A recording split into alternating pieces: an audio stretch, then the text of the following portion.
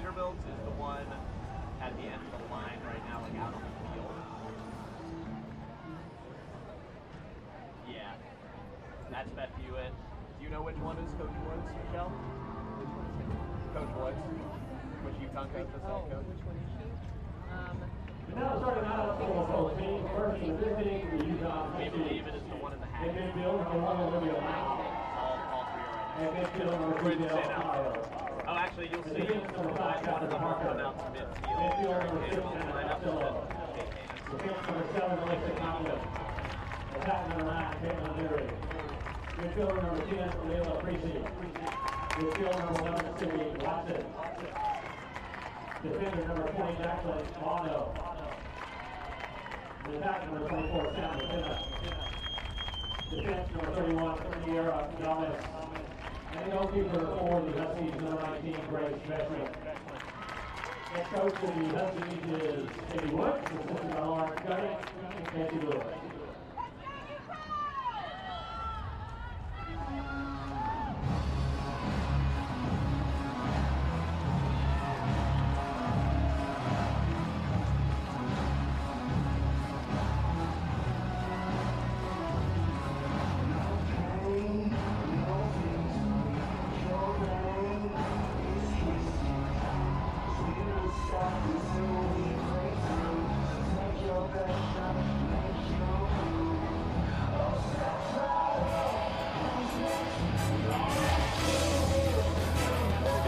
Nashville, Tennessee, as a new era of lacrosse hits Tennessee's state capital.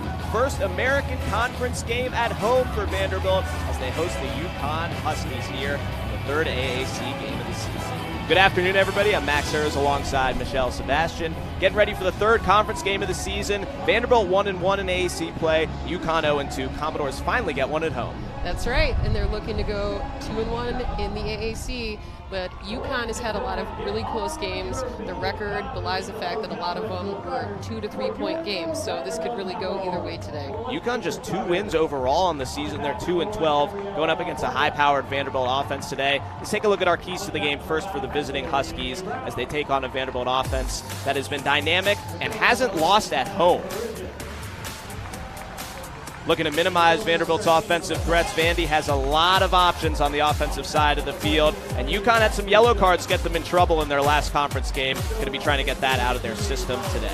Keys to the game for Vanderbilt. They want to cause some turnovers. They were unable to do that against Florida. Florida, of course, the top team in the league, the lone ranked team in the American so far. They want to get back in their groove on offense, Michelle. And when they've been in their groove, they've been great. You got that right. What Beth is really looking to do today is to play Vandy lacrosse for a full 60 minutes with no dips or lulls and really stick to their game plan.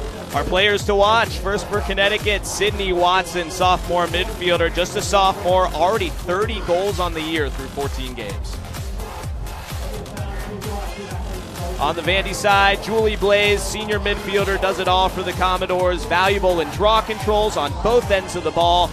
She's a fourth-year contributor for this team and one of their leaders.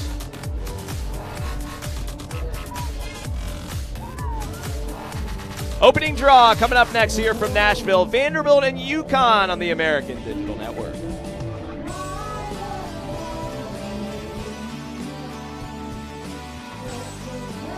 Pleasant Sunday afternoon here in Nashville, Tennessee.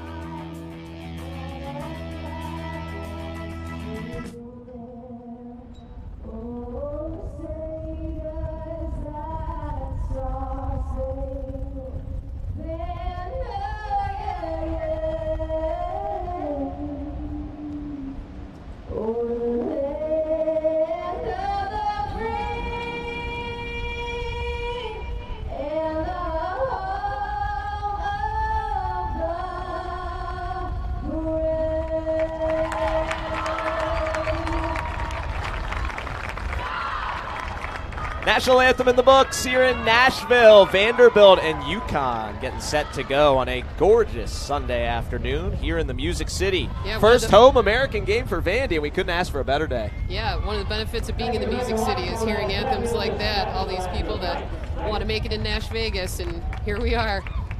Starting lineups have been introduced. Let's introduce them to you. First, on the UConn side, we talked about Sydney Watson already. The sophomore attacker leads the way for the Huskies.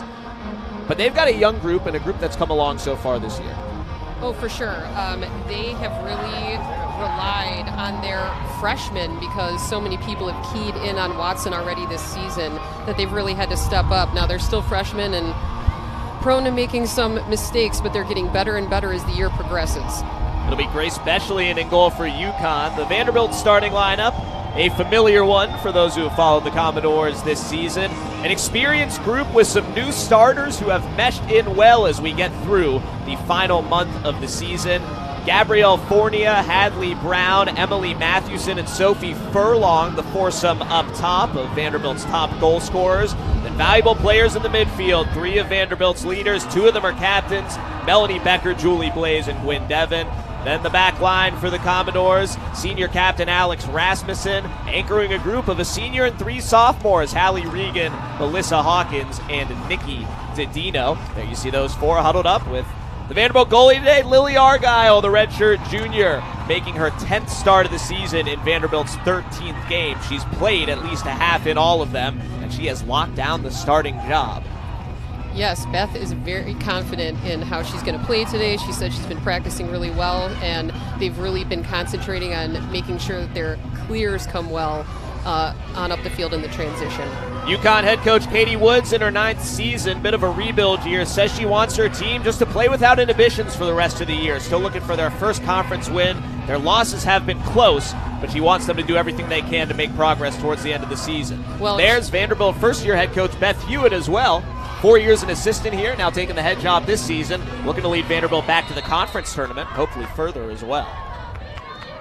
We're underway here in Nashville. Opening draw up, and still up for grabs, and Vanderbilt wins it. Julie Blaze comes down with the ball. Vanderbilt in the white, going left to right. UConn in the all blue. Blaze has it knocked away from her along the midfield. Gwyn Devon trying to pick it up, and a foul against UConn. And we'll finally get things settled here. Vanderbilt will go on the offensive to get the day going. Max Erz and Michelle Sebastian with you here in Nashville on the American Digital Network. Thanks so much for joining us on this 71-degree and windy, but still pretty beautiful day. Vanderbilt starting to work it around. That's Gwyn Devon with the ball. Now Sophie Furlong with it up top for the Commodores. Furlong, a sophomore, leads the team with 22 goals. Big target in the middle. Now Gabrielle Fournier, the primary feeder for this Vandy team, with it behind the net. Yeah, and Gabby Fournier is Beth's unheralded hero on the attack. She is, as she describes, dirty. She gets in there. She's not afraid to make those plays. She's still a young player, but as a sophomore, she is just unafraid, grabs the ball, and makes things happen on the attack. She's always looking for a feed. Here she goes, got a shot, stopped by Bechley, but Vanderbilt with the loose ball, and they'll keep on going. Fournier fought through the contact, and it would have been a foul if she didn't get such a clean shot off. So Grace Bechley and the UConn goalie with her first save of the game, junior from Wantagh, New York. Here's Fournier again out in front, fighting through a double team, gets off of it. You get a reset on the 90-second possession clock after the save. Devon's shot goes high. Vanderbilt will keep it. They're doing a great job right now of attacking really hard and drawing a double team, and somebody's wide open. At one point here, one of these shots is going to fall. Anna Costello knocked down a pass, but it wasn't enough for possession. Here's Melanie Becker, Vanderbilt's senior captain and midfielder, making some moves. Mathewson inside. Furlong's wide open for the goal. 1-0 Vanderbilt as Emily Mathewson feeds Sophie Furlong 2 minutes in. That was a beautiful feed. She moved the goalie. Great shot. Furlong got wide open. Costello lost her, and she made no mistake. 23rd goal of the season on just her 37th shot for Sophie Furlong. Leads the conference in shooting percentage and in the top 10 in the nation as well. Sophomore from Baltimore, was involved in the attack last season, as filled the role held by Kayla Peterson, who scored 50 goals for Vanderbilt last season. Big, tall target in the middle. Furlong, her understudy last season, now taking center stage, putting Vanderbilt up 1-0. Looks like Blaze is taking the draw. It's Watson for UConn and Blaze for Vanderbilt, and UConn wins this one cleanly. That's Miles with the draw control, and here go the Huskies for the first time today, and a whistle as UConn breaks in. Yep. And it'll be an 8-meter free position try for Caitlin Leary and the Huskies. Leary, a senior from Suffern, New York. 22 goals on the season. Lining up against Vanderbilt goalie Lily Argyle.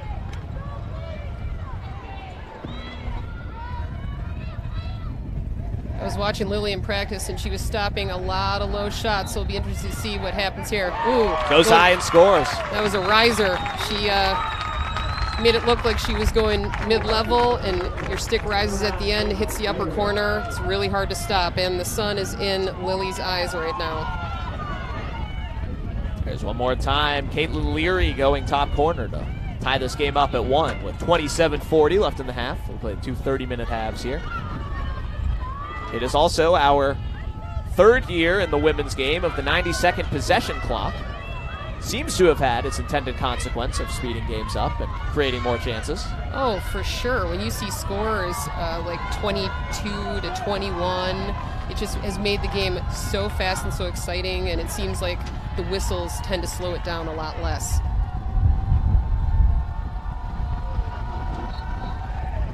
Watson and Blaze again. Wade, she just powered right through that. Julie Blaze ends up with it. Vanderbilt's leader in draw controls sets them up once again.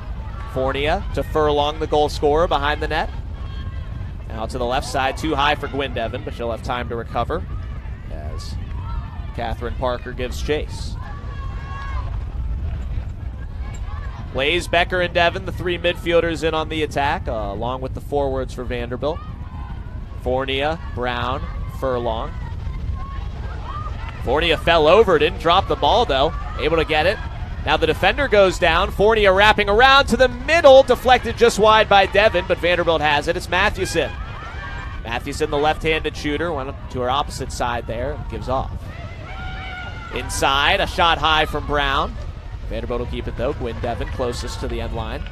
So very interesting. Vanderbilt's got 2 people they're sort of keeping in the 8, setting picks for each other and looking for someone to be open as they look to really drive to, draw that defender, and get it to either one of them. That's why they're getting so many open looks right now.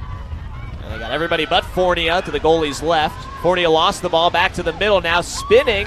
Big clog. Yeah. Sophomore able to get it back though. Gabrielle Fornia with the ball for Vanderbilt. 28 assists to lead the team this season. Looking for one more. Oh. No look, shot goes off the post. And UConn comes up with the ground ball. Acrobatic by Hadley Brown, but no sail. That's Alyssa Conklin coming up with that very huge ground ball on a very threatening offensive stand by Vanderbilt. Hadley Brown pulling that one out of the bag of tricks. Here go the Huskies in a 1-1 game. A whistle as Lexi Keenely comes through the midfield. Foul on Vanderbilt. So the Huskies will continue on. Abby Vetch, sophomore midfielder. Turned back by 2 Commodores.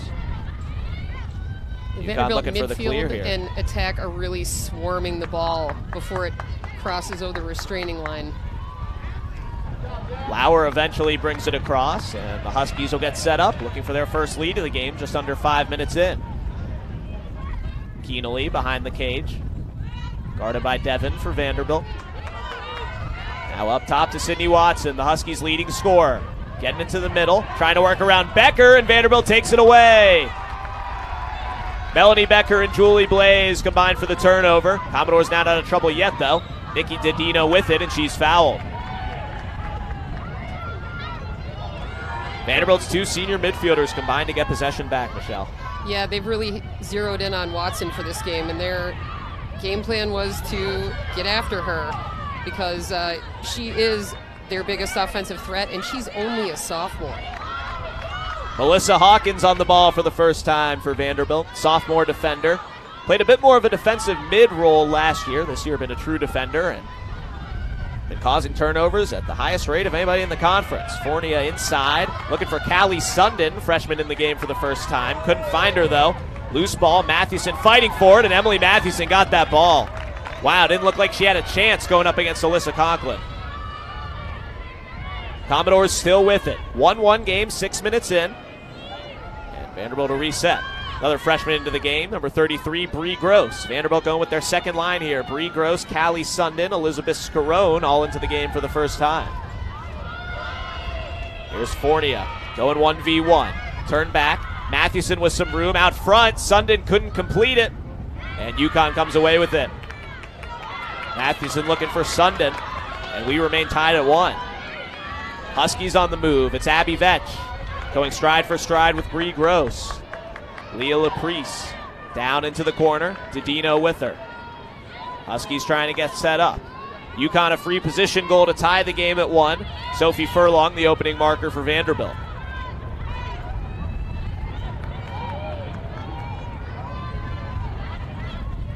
Keenely out front. Loose ball. Vanderbilt still fighting for it. Slapped away. Rasmussen knocked over, and that's a clear foul. So that's one of the keys that Beth was talking to me about. When there is a loose ball, she has said she wants 2 people going for every ground ball control. Leave your defender, your attacker, and they want you to double the ball so that we have a better chance of coming up with it. The initial turnover there caused by 5th-year senior Lexi Smith for Vandy, but now UConn takes it right back, so a failed clear for the Commodores, and the Huskies will try it again. It's Leary. Vanderbilt will at times go 20 to 25 players deep in any given game. We've already seen them go into their 2 deep at about 5 or 6 positions. See Elizabeth Scarone, one of those non-starters, defending the ball right now, and Olivia Miles. Scarone, a sophomore from Rumson, New Jersey, celebrated her 20th birthday yesterday. And now a shot and a goal for UConn. Sydney Watson with her first of the game, and the Huskies have a 2-1 lead. Yeah, the Vanderbilt help defense didn't collapse soon enough on Watson, especially when you know she's the one that's going to score the goal. Here she comes, gave a little fake up top, shot low, right in the back of the net. 31st goal of the season for the sophomore Sydney Watson from Prince Frederick, Maryland. Taking over the role left by Grace Nolan's departure. They lost their best player on both sides of the field, UConn did last year, graduating their best attacker and their best defender. And they've been competitive this year. Most of their losses have been extremely close despite the 2-12 record. Their 2 conference losses, an 11-9 loss to undefeated Cincinnati and a 17-13 loss to Temple, where they were basically a man down the entire second half. Well, and even in games where they've lost, Sydney Watson has gotten more draw controls than the other team. She has taken it upon herself over the summer and the course of the year to really work on her draw. And she beats Sundin with this one, winning it straight up to her own stick. She's going to go take a breather.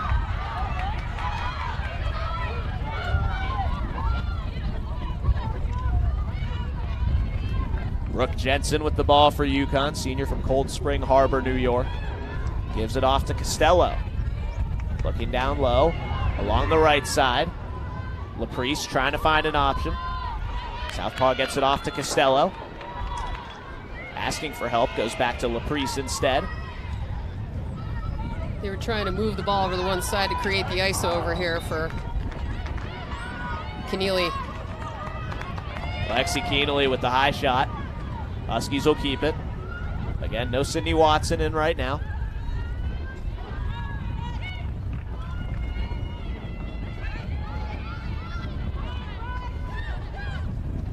Miles shoots, misses well wide, and the Huskies will keep it. Argyle had that one measured, didn't have to make a save. Vanderbilt goalie yet to make a save in this game today. Here's Jensen to the goal, and there's your first save for Lily Argyle, and a big one. Yeah, well, the defense did a great job of forcing a poor shot, but right here, you got to be more careful on the clears if you want to retain possession.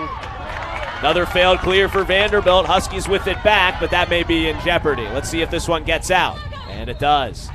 Vanderbilt ball, bit sloppy on both sides in the midfield third. Well, it's a windy day. I don't know if that is any factor, and the sun is directly in their eyes when they're facing going this direction. So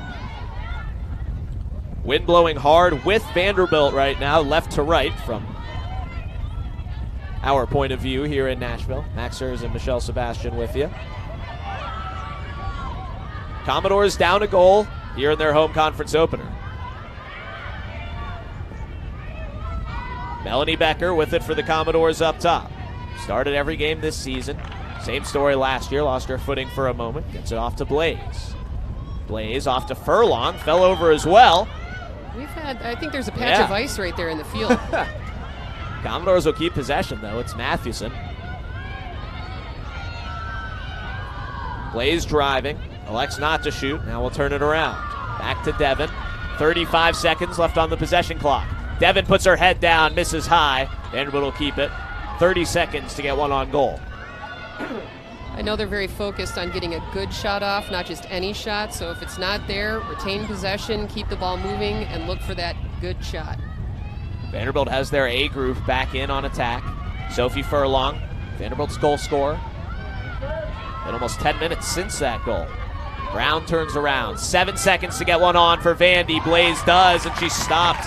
Grace Bechlian with the big save and hold.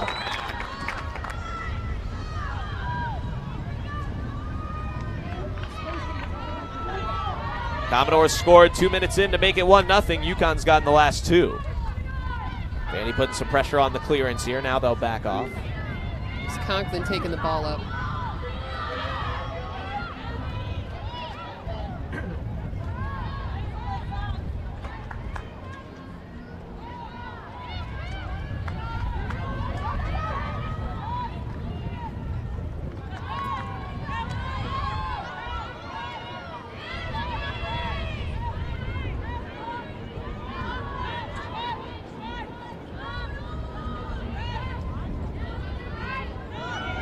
Leary going 1v1. Rasmussen knocked it away from her.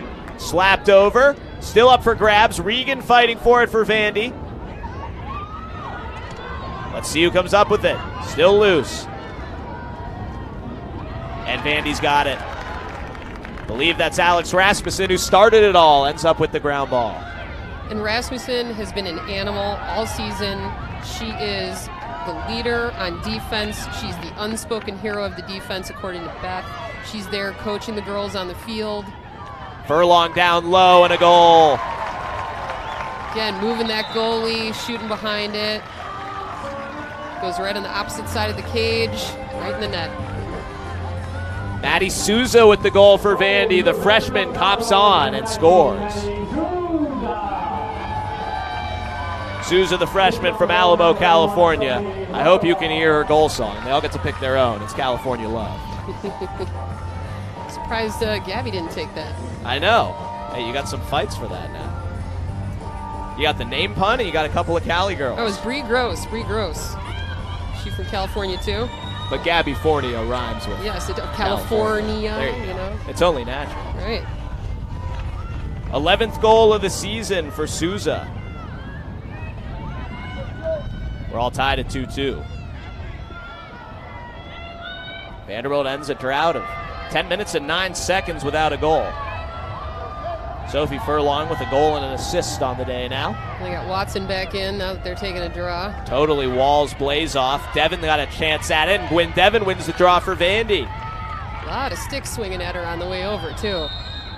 Now we got a whistle. UConn foul. A lot of times when you see the ref doing that during the course of the game, that means they understand there's a foul, but they're giving the advantage to the team.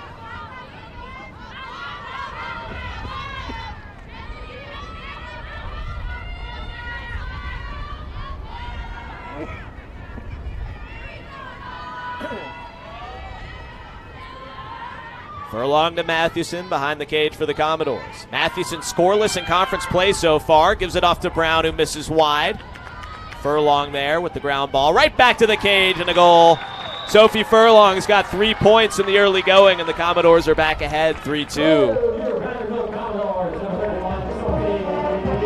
Every goal that's been scored today on either side has been caused by moving the goalie exactly where you want her and shooting on the opposite side of the cage. 24th goal of the season for Sophie Furlong and second of the day. We got the Spirit of Gold marching band in the house today, too. A special treat. It's alumni weekend for Vanderbilt lacrosse. We'll talk more as we go on through halftime about all the alums in the building. Michelle Sebastian, one of them. The 2004 Final Four team, which is celebrating their 15th anniversary this year. Yes, and all the players on the field know that those players are here today and watching, and they want to do them proud. Commodores up 3-2. It's Gross versus Watson on the draw. It actually hits Sydney Watson on the ponytail, but UConn still wins it. Miles with the control. Commodores will be looking to find a matchup that can consistently challenge Sydney Watson on the draw. Vanderbilt's got a first-year assistant coach in Jill Doherty, another former Commodore who was a not draw specialist. She did it all, but she's one of the best draw takers in Vanderbilt history. She's very technical. Yeah. She knows how to improve every aspect of the game, and she studies it, not just on the draw, but on the shooting.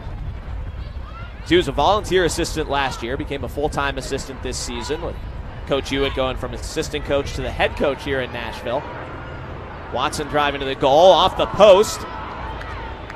Sundin trying to bring in the ground ball. She does momentarily and gets fouled. The thing that was almost surprising to hear is how much even Vanderbilt's most experienced draw takers on the roster can learn from Jill Doherty, even though she's on the sideline. She doesn't have the same perspective they have, and she'll see things that they don't see. Well, having done it so expertly for 4 years here and being a student of the game like she is, she studies copious amounts of film to make sure she knows what the other draw takers are going to take on the opposing team, and they go over everything that could happen. They're really meticulous about all of the technical aspects of the game. That's what Jill's really known for this program. Fournier misfires down low, and it ends up in Bechelian's goal circle. That's one thing with Gabrielle Fournier. She still has had some games with high turnover counts, a couple of games with 5 or 6. Beth Hewitt says she's getting much happier with her decision-making and know that, she's your feeder. She's going to commit some turnovers, and most of the risks have been worth it. That one, maybe not as much, but... Well, it's a game of mistakes, and actually that was one of the focuses of the team this year. I was talking with Beth about this year's team versus last year's team, and she was saying that, listen, we're going to get scored on. It's lacrosse. We're going to make mistakes. It's what you do after the mistake that counts. Watson scores her second for UConn. Gross couldn't slow her down, and we're tied again at 3 halfway through the first. Watson's fighting hard for all of her goals. She's not drawing a double very early, which is surprising, and she's just taking advantage of her opportunities. Haven't really seen any doubling or face guarding on either side. No, I'm very surprised that they're not collapsing a little earlier on Watson when she's got the ball on the side or the top of the 8. That's their most potent weapon, and that's the person that UConn wants to have the ball. I was talking to their coach, and she was saying, this is our experienced player, and she's only a sophomore, and we want her to touch the ball because she's the one that's really going to know what to do with it.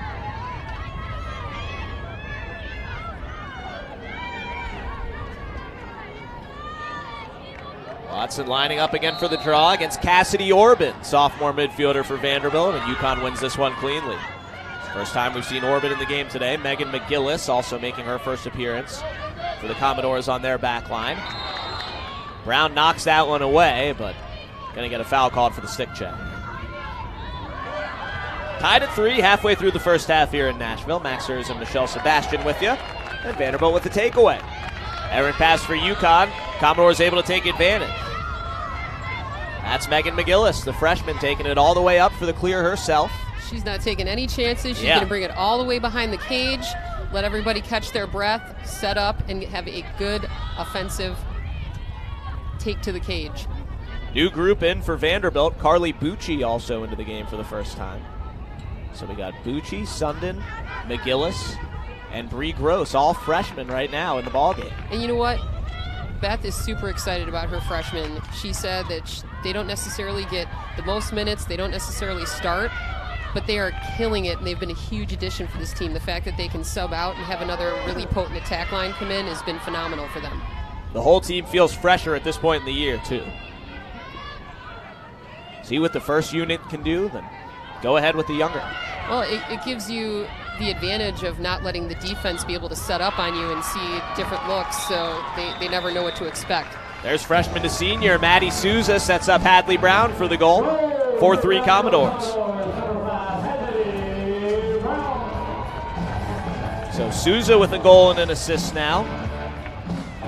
Brown with her first point of the game. And her 17th goal of the season, adding on to her career high as a senior. Beth was gushing about Hadley Brown. I asked her who was unheralded on her attack, and she said that Brown is the one that organizes on the field. She's the coach on the field. She sees what the D is offering and how they should adjust, and that's why she's been just a great leader for them on the attack. Brown started the last 7 games of her junior season last year and never started a game before that. Now started all 13 this season, including today. Set new career highs in goals, assists, and points with 3+ postseason games to go. Orban took the draw for Vanderbilt. She's fighting for it now. And the Commodores get it. Cassidy Orban, one-woman show.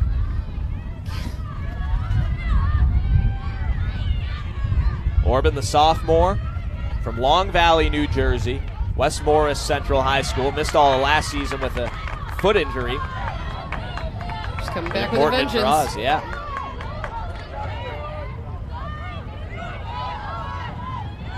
Another turnover in transition for Vanderbilt, though, after they win the draw control on the out of bounds. Jordan Coulone in the game for UConn. First time we've seen the freshman midfielder from Fulton, New York. Pass out in front and a goal. Olivia Miles had to go up for it, but she got it and put it home off of Stephanie Palmucci's assist. That was a beautiful cut to the cage. The defense didn't read that soon enough. She made an awesome catch, and the key to that was she caught the ball high and then shot it low. You got to go opposites when you're shooting, and it sailed right past the goalie. Little high on the pass from Palmucci, or right where you want it? It's a little high, but she caught it. Yeah. So I guess it wasn't too high. 12 minutes, 20 seconds left in the first half, and we are tied at 4. We were tied at 2, tied at 3. Why not keep it going? Vanderbilt 9-3 overall, 1-1 in conference play. First year of American Conference lacrosse. 6 teams in the league.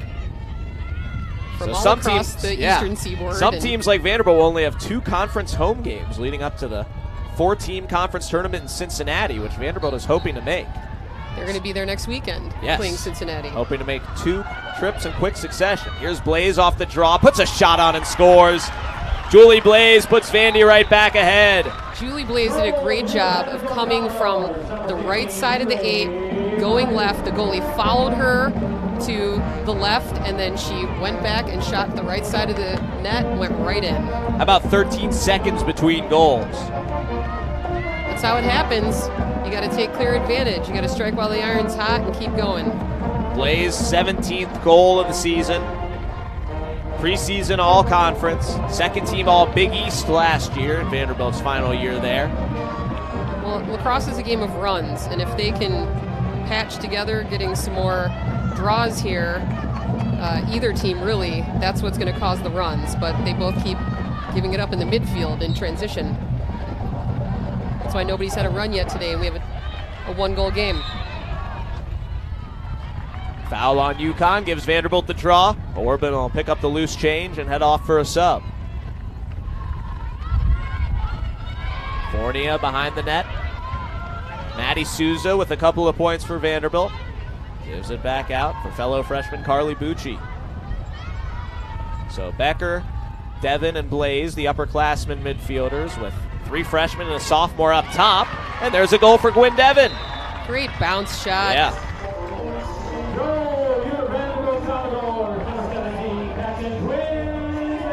It's so hard sometimes with the ground in front of the cage. You never know when that ball's going to bounce back up, but she shot that like a rocket. That was going nowhere but in.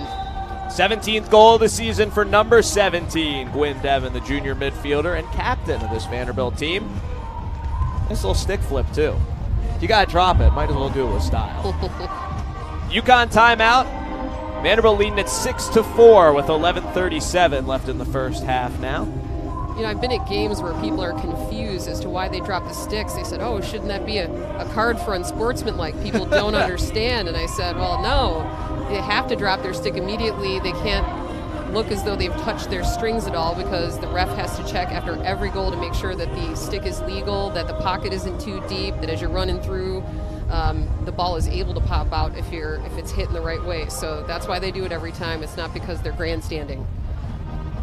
And some attackers will do everything they can, and draw takers too, to get every single centimeter to make sure their stick is legal, but get as deep of a pocket as they can have. Well, you got to ride the line. Yeah. That's how that works. We got a chance to talk about the possession clock a little bit. The What 90-second clock. What took so long?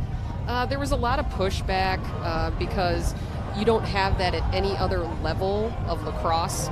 Lacrosse is a little bit unique that the men's and the women's game are so different, and so it has to be each side of the sport deciding their own thing. The men don't have it, but they were looking to speed it up. There's been a couple of changes that have been made. The other rule change that really made a huge difference with the shot clock is that you had national championship games where a team would possess the ball for the last 9 to 15 minutes. And that didn't make for very good viewing from the spectators. It was awesome if you just love great defense, but this is an opportunity that even if you don't have, you're not a goal up at the end of the game, you have the opportunity to get back in it. 90 seconds, that's it. So Vanderbilt breaking the huddle around their first-year head coach, Beth Hewitt. Spent 4 years as an assistant here, before that an assistant at Oregon, the head coach at Lemoyne College in D2. She's got national championships at Lemoyne, and Lemoyne is the name in Division II lacrosse for both men and women. So the fact that she had such great success here, knew she was going to be a great coach. Taking over for Kathy Sweezy, who was the coach for the last 20 seasons here at Vanderbilt. How about this? Just the third head coach ever in program history. Yes. As I stand with an original Commodore in Michelle the OG Sebastian. right here. That's right. Yes, and it's been fun to get to know all of them. We've been very lucky here. Back to action after the UConn timeout. Vanderbilt up a pair. Commodores have 2 goals from Sophie Furlong, 1 from Maddie Souza, Hadley Brown, Julie Blaze, and Gwyn Devon with 1 each. Did Emily Mathewson get that? You bet she did. Emily Mathewson's stick skills off the charts, even when she's not getting the shots and goals that she wants. She's just going to fight for it until she's got possession. Mathewson has not scored a goal in either of Vanderbilt's last 2 games. Before that, she'd scored in 9 of the first 10. Had 52 last season. Other teams are onto her and they're zoning in on her, but the great thing about Mathewson is that she doesn't care who scores. No one on this team really cares who scores. She's working and making them commit to her, so it leaves her teammates open, and that's why Vanderbilt's still scoring. Becker with a good move, goes 5-hole and scores. Melanie Becker gives Vanderbilt their largest lead at 7-4. Edge came in high, shot low. Very difficult for a goalie to stop. Becker's 12th goal of the season. Second-year captain on this Vanderbilt team. Midfielder from Moorestown, New Jersey.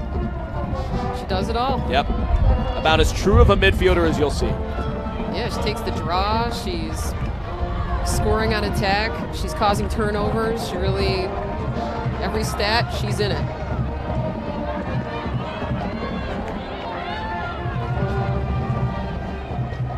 So 7-4 Commodores, less than 11 minutes to go. And the UConn timeout did not yield possession or a score.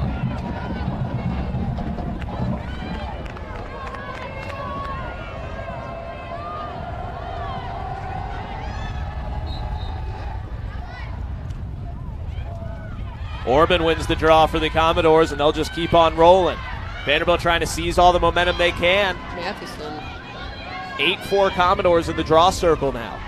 Mathewson inside. Good shot, but a great save by Betchley on Julie Blaze. She went for the quick stick. Always a good look. Commodores will continue on. Becker with it up top. Vandy has Griffin Gearhart in the game on attack for the first time. Gearhart, number 40. Working on the right side of the circle now as Devon charges in and scores. Second goal of the game for Gwyn Devon. Vandy's up 8-4. And again, they're being so smart with their shot selection. When Devin was coming from the top left of the 8, running towards the right side, goalie moves to the right, and she goes back and shoots left side of the cage.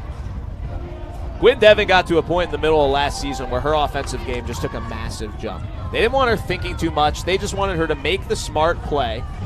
Don't try and force anything. Just play your game naturally, and it seemed like that really had a big effect on her in really mid to late March last year, and she hasn't looked back. Well, Beth is really great at developing athletes because she's so positive with them. She takes all the things that they're doing well and says, hey, let's build on that, as opposed to saying, okay, you did this well, but you're not good at this. She just wants to go with the positive momentum, and the girls have really responded to that. What really started that scoring spree for her last year that has continued, she had a week with a couple of games against Villanova and Cincinnati where she had as many points in 2 games as she did in the first year and a half of her career. Well, that's a confidence booster. Yeah. Double some stats. Now Vandy with the takeaway. UConn had the draw control, but it was bobbled and given up. Now another fight for it. Gearhart in there with a couple of Huskies. Mathewson in to help her out. Another stick from Mathewson keeps the ground ball alive. Oh my gosh. And now UConn will finally get there. It was Julia Ojemek who committed the initial turnover, who finally got it back. UConn finally on the move. Lily Argyle back into action as Jensen passes it over for the goal. Good passing play from Jensen to Caitlin Leary and the Huskies and Vanderbilt's 4-0 run. Yeah, Jensen and Leary play really well together, and Miles and Watson look for each other a lot, so that's not surprising. Jensen's one of the only seniors on this UConn squad, and you could tell that she really wanted to stop Vanderbilt's run right there. She was sprinting down the field like a Mack truck, and like I tell my girls that play, there's nothing more dangerous than a player who's sprinting with her head up, and she saw the feed, boom, goal. Vanderbilt went all in on that ground ball, didn't really have numbers back. Well, they did what they were told. Yep. Like she said, you know, you're going to get goals scored against you. It's lacrosse, you know. It's very rare to have a shutout, so you just got to come back from that and keep fighting. Orban and Jensen on the draw. Huskies had a chance at the control, and it's Watson in there to scoop up the ground ball. UConn back on the move. Vanderbilt with 6 back, now finally 7.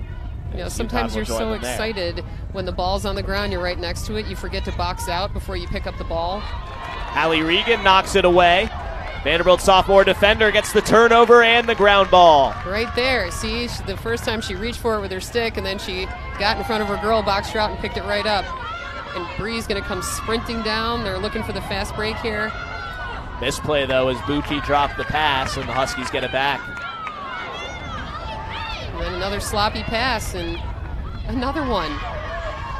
Regan got the takeaway and then turned it right back over. Wow. Gross slapped it away. Now Rasmussen taps it off to Bucci. Quick changes of possession all across the board. Now Vanderbilt will try to settle things down. It's Gearhart with the spin move. She's going to work here until the rest of her attack shows up so that they get a offensive, just settled attack going. Gearhart going 1v1, giving everybody else a breath with Dale Lauer. 8.5 to go. Vanderbilt up 8-5.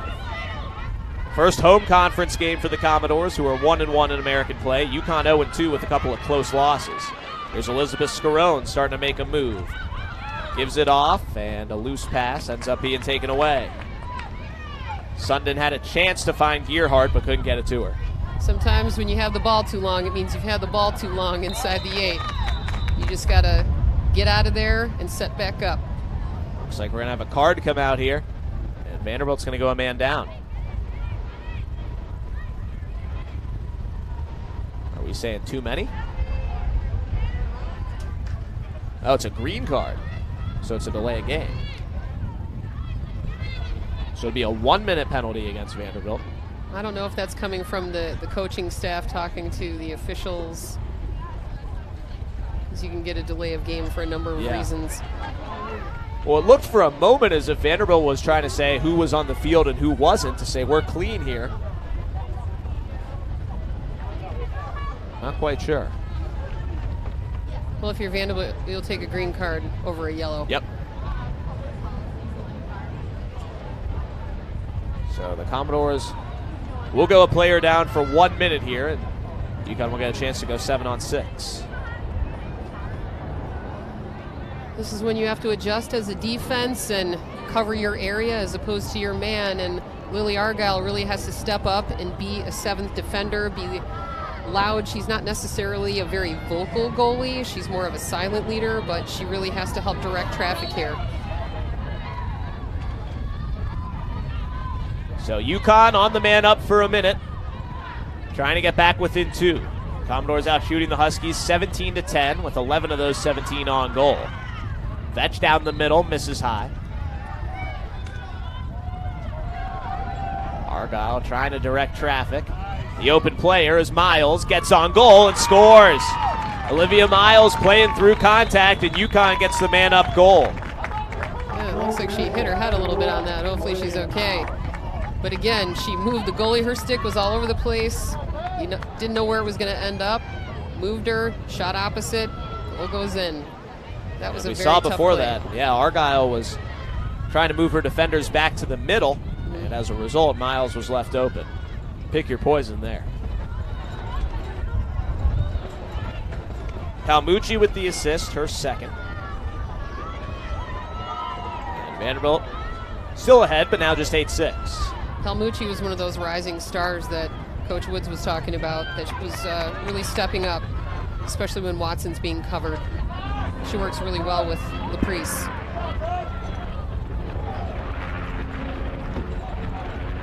Great crowd on hand today on a busy day in Vanderbilt athletics. We've got baseball, men's tennis, and lacrosse all playing home games at the same time here with about 200 square yards. Sports, sports, sports. That's what it's all about. Baseball right across the street. Tennis just beyond the goal that Vanderbilt's defending right now. And soccer is also playing a spring exhibition match on the rec field. This is soccer's game field as well, but as you can see, it's busy right now. Well, unlike other parts of the country, it's 74, sunny, with just a little wind here. It's an awesome day to be outside and being a spectator. Pass inside, first time shot, saved by Argyle. Leary with the quick flick on goal. I do want to mention that Lily Argyle has my number from back in the day, so I'm always expecting big things for whoever wears 2-3. They didn't retire it? I feel like that was never in the conversation. We'll work on that one. Watson lost the ball, but bailed out by a whistle as Hawkins knocked her over. We'll see if this is going to be an 8-meter shot for Watson. It will not be. They're going to pull her out to the higher arc. It's indirect. Some groans from the UConn fan and parent section below us about that decision. You will always hear groans from the parent section. That's universal. Palmucci with a risky pass. Melissa Hawkins knocked it away. Well, she just kicked it. The ref didn't call that. Normally you have to call it if your body helps gain you possession and it's contested. It should be going to the other team. If it's uncontested, it doesn't matter. Quinn Devon took it away for Vanderbilt as Miles was looking for Laprise, and the Commodores will try for another clear. Vanderbilt 3 turnovers on clear attempts in this game. Mathewson sure-handed, gets it ahead, but Hawkins can't hold it, and UConn takes it away. Commodores now just 6 out of 10 on the clear, but UConn will give it right back. I'm really surprised that Hawkins didn't grab that pass. And Vanderbilt will take a timeout now, presumably wanting to settle things down here. Well, I see what is happening as they're coming up the field. UConn is sort of drawing them into a sense of complacency on the pass, all the while waiting for the pass to go to come in and intercept it. So it's definitely disrupted them on the way up. Let's recap our scoring so far. Vanderbilt scored 2 minutes in. Sophie Furlong, her first of the game, off of Emily Mathewson's assist. That made it 1-0 Commodores. UConn came back with the next 2. Caitlin Leary scored a free position goal to make it 1-1 less than a minute later. Sydney Watson scored for UConn to make it 2-1 with 22:29 left. And then Vanderbilt answered Maddie Souza, the freshman, scored from Sophie Furlong. That made it 2-all. Sophie Furlong got her second goal of the game and third point of the game. She had points on each of Vanderbilt's first three. That made it 3-2 with 17:03 left. Watson tied it up. Hadley Brown put Vandy back ahead. Olivia Miles tied it up. Then the decisive stretch in the game right now, Vanderbilt with 4 straight goals. Julie Blaze, Gwynn Devon, Melanie Becker, and then Devon again to make it 8-4 before UConn snagged the last 2 and got a little bit of momentum in this game. Yeah, neither team is giving up. You can tell as they come up and down the field. There's been a change of possession 4 and 5 times on some transitions up or down the field. That doesn't always happen. But like I said, they both have had a game plan to try and disrupt the other's roles, if you will. These lacrosse games usually go in roles, and you want to stop someone's role from happening. They've done a good job of it. That's why the score is so close. So both teams have used 1 timeout. You got 3 for the whole game. And we got a promotional message on the scoreboard here for the One Love Foundation, which both teams are repping. You see UConn with the light blue t-shirts, Vanderbilt with the all-white. Second year that Vanderbilt has worked with the One Love Foundation to combat partner violence on college campuses and honor Yardley love. It's a phenomenal cause based on a tragedy, and the families really turned it into something positive for both men and women. Many lacrosse teams in the country do yards for Yardley. It's just had a really great impact. There's tournaments now, Live, Love, Lax, that are for that foundation, and they really do a great job of raising awareness. As they say, hashtag that's not love.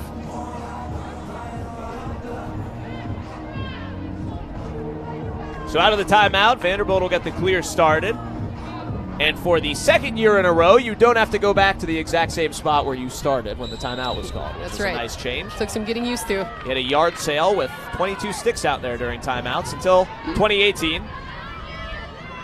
So Blaze will start with the ball. Gets it up ahead to Didino. Vanderbilt, a conscious effort to get their best passers and receivers in on it there. You don't see Nikki Didino get up into the offense much, sophomore defender. But she was pivotal there in that break. Not only that, but they're giving fakes now before they're making the pass so that they don't get caught with the person coming through with the interception. Julie Blaze on ball for Vanderbilt. 50 seconds on the possession clock. Starts at 90.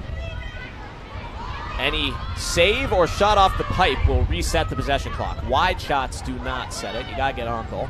Basically the same as basketball. There's that patch of ice again. Yeah. Fournier keeps falling down. There now it is Blaze again. falls victim.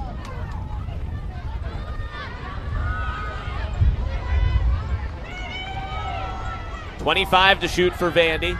Souza to Blaze to Becker, who looks back over her left shoulder to the bench to get a play call. Here's Fournier, Vanderbilt's leader in assists. 15 to shoot now. Going 1v1. Fournier versus Dalmas. Inside, shot saved, and it gets over the line and in. Julie Blaze let it go. She didn't even know if it was over or not.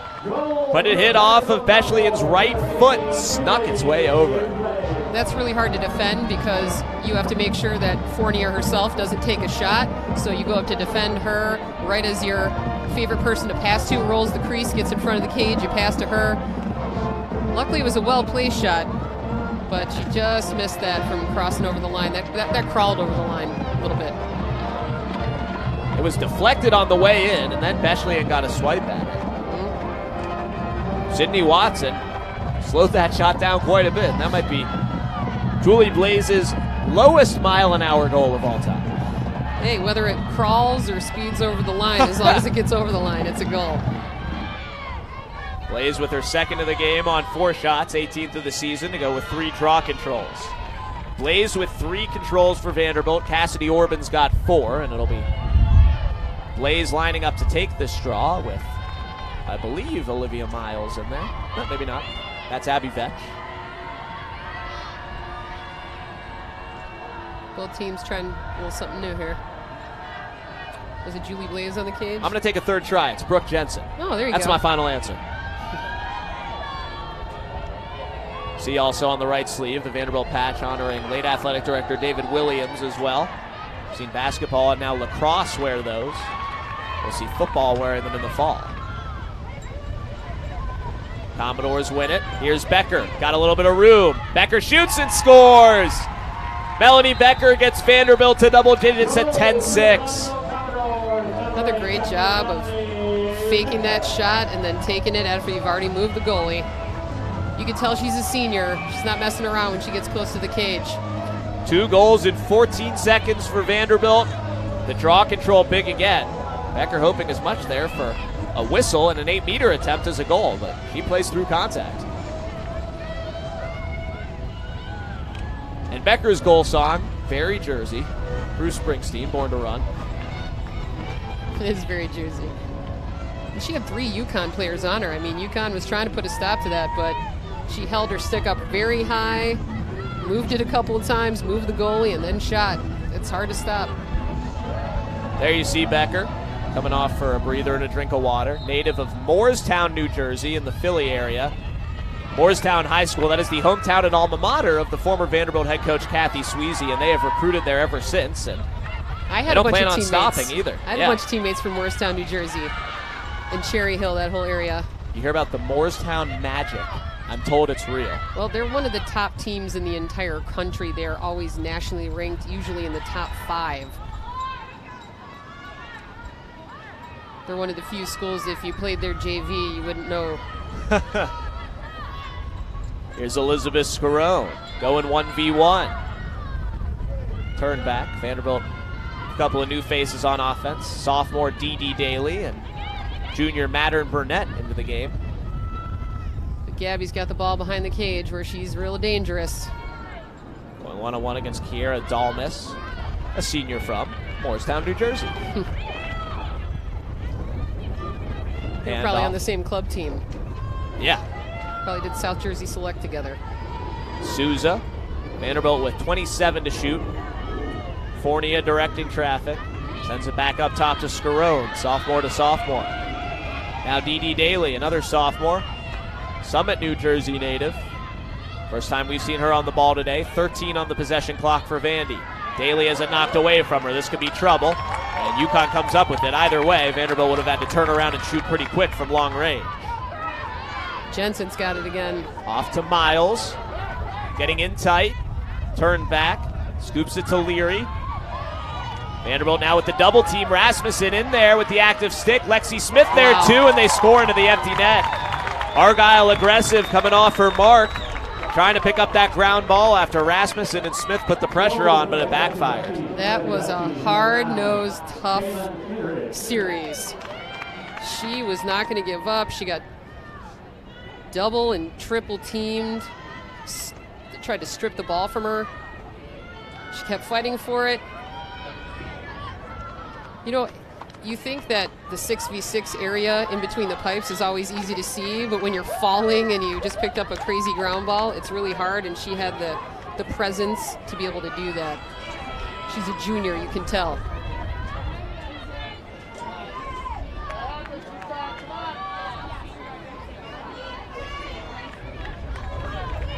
Vanderbilt led by 4 at 8-4, and again at 10-6. Not able to extend the lead to 5 at any point yet. UConn hanging around. A whistle, and that's UConn straw. Lexi Smith called for the foul. And we got a whistle coming from behind.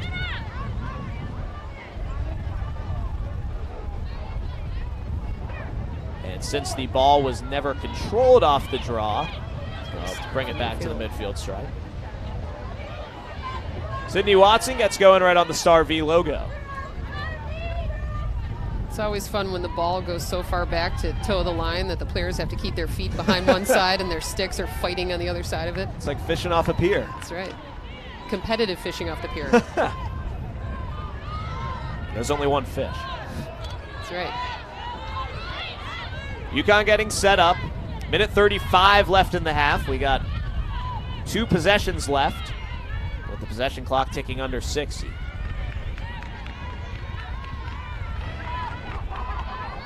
Costello picked off. Melissa Hawkins took it away for the Commodores. Hawkins leads the conference with 2.2 caused turnovers a game, and that's a big one late in the half. Mathewson in transition, up to Smith. Lexi Smith on the move.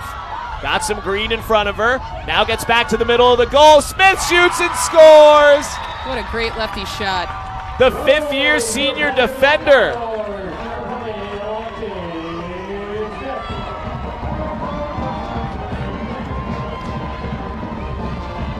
Had help, but didn't need it.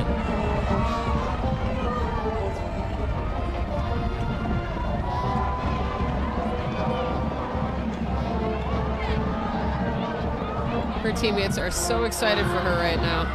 That is her first collegiate goal. Fifth-year senior.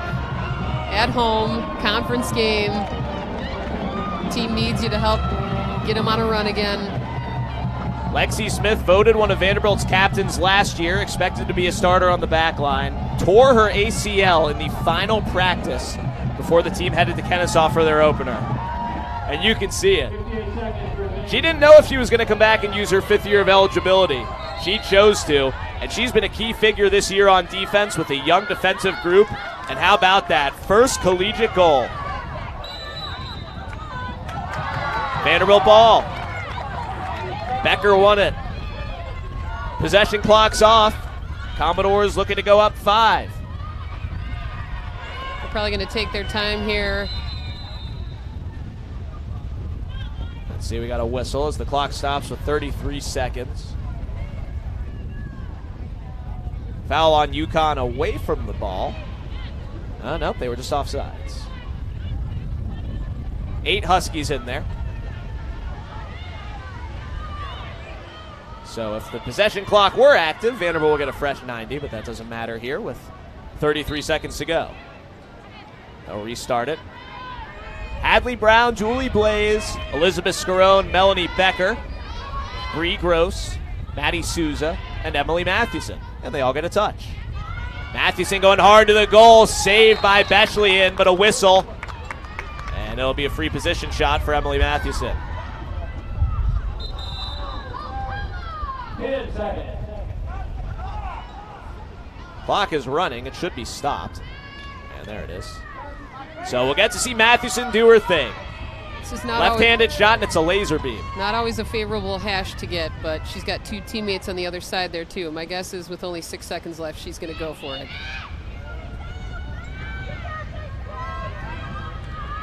Mathewson, Vanderbilt's hardest shooter, with 6 seconds left in the half. The 8-meter try against Grace Bechley. She's got a player behind the cage too. Anything can happen here. They have bumped the clock here on the scoreboard back to 15 seconds. So it should have stopped right when the foul occurred. So 15.8. Mathewson fires, saved by Bechley. Mathewson tends to shoot high on her free position shots, but went low there and was stopped. So potential momentum grab for UConn as they'll just shoot this one into the stratosphere and let the half expire. There's your horn. Vanderbilt leads at 11-7 at halftime. Clean back and forth half. Vanderbilt's 4-0 run the difference. Yeah, they've done a nice job of taking really good shots once they've come down and had a settled offense. But both teams really giving up a lot of turnovers. Some of them caused, some of them not. Just making poor decisions on the passing or not running towards the ball when they're going to catch. So I think the coaches will have something to say about that. And on the clears when they're inside for their halftime chats. Sloppy in the midfield, but some good finishes on both ends. We'll take a break, come back with your halftime stats and highlights. Vanderbilt up 11-7 here on the American Digital Network.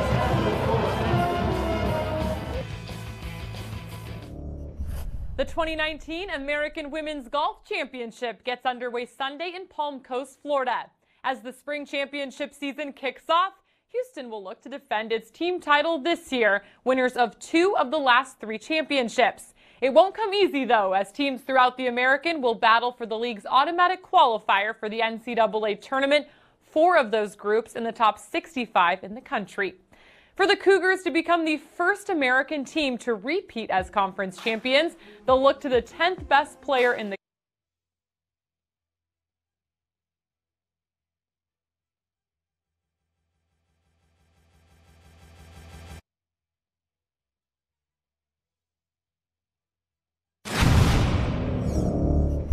The 2019 American Women's Golf Championship gets underway Sunday in Palm Coast, Florida.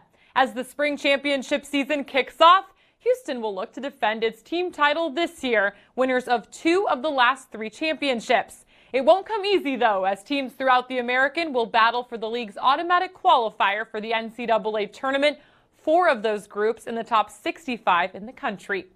For the Cougars to become the first American team to repeat as conference champions, they'll look to the 10th best player in the country, according to Golf Stat, Leonie Harm. In fact, Houston is the only team in the conference to have 2 golfers in the top 100 rankings, with Hannah Screen at number 85. Keep an eye on UCF as well. The Knights, which sit at number 51, won the American title in 2015 and 17. And if they look to follow the every other year trend, 2019 would be the season to claim the trophy. The Knights and the Cougars are the only programs to win multiple league crowns. Just behind UCF in the national rankings is number 55, ECU. The good news for the Pirates is that they return Dorothea Forbridge, who contended for the individual title last season, ultimately falling in a playoff. Forbridge will look to lead her team as well as compete for the individual hardware. You can catch live action of the final round on Tuesday beginning at noon Eastern on Facebook. Also make sure to head to the Championship Central page at theamerican.org/WGolf for live scoring and updates throughout the tournament.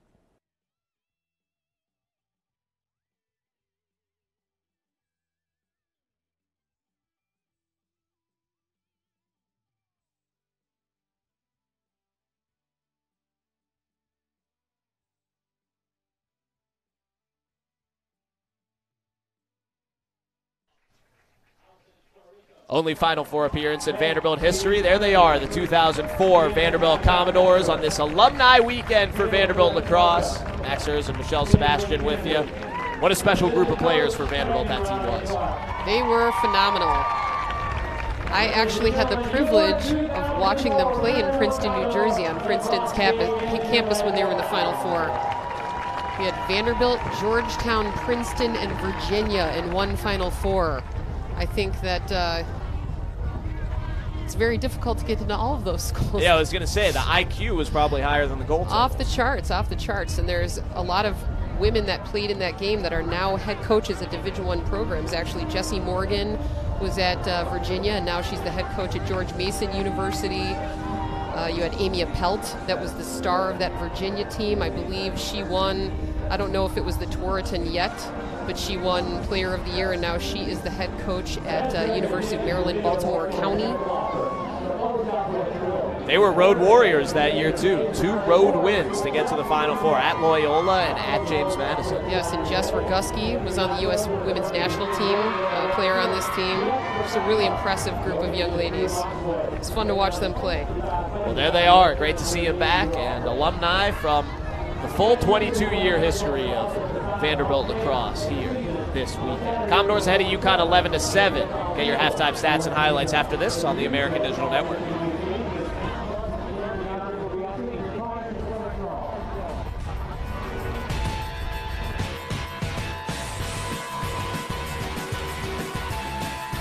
Scores 3 strikeouts in a row.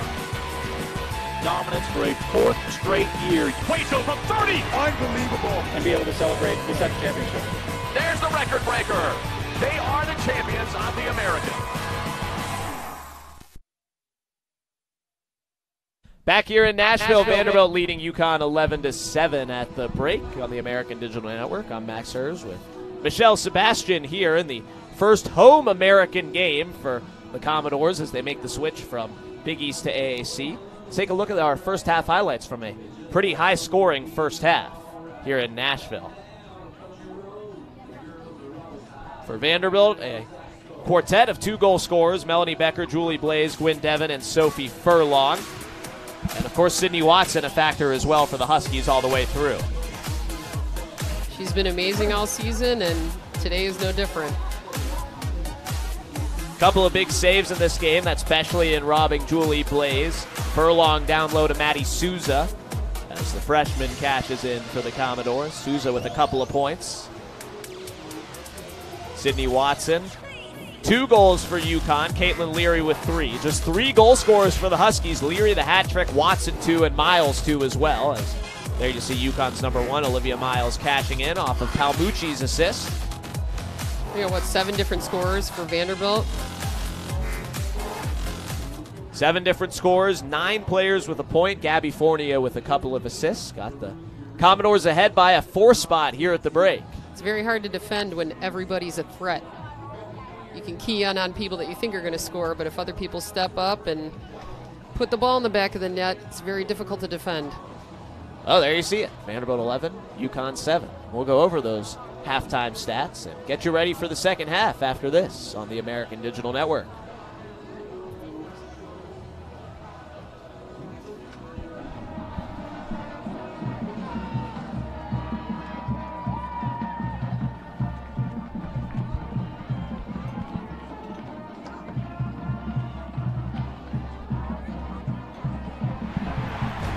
More than 7,000 student-athletes rising to become champions in 22 different sports at 13 esteemed institutions across 11 states. 360,000 students and 2.6 million alumni rise up in celebration of a Power 6 conference known as the American, powered by determination.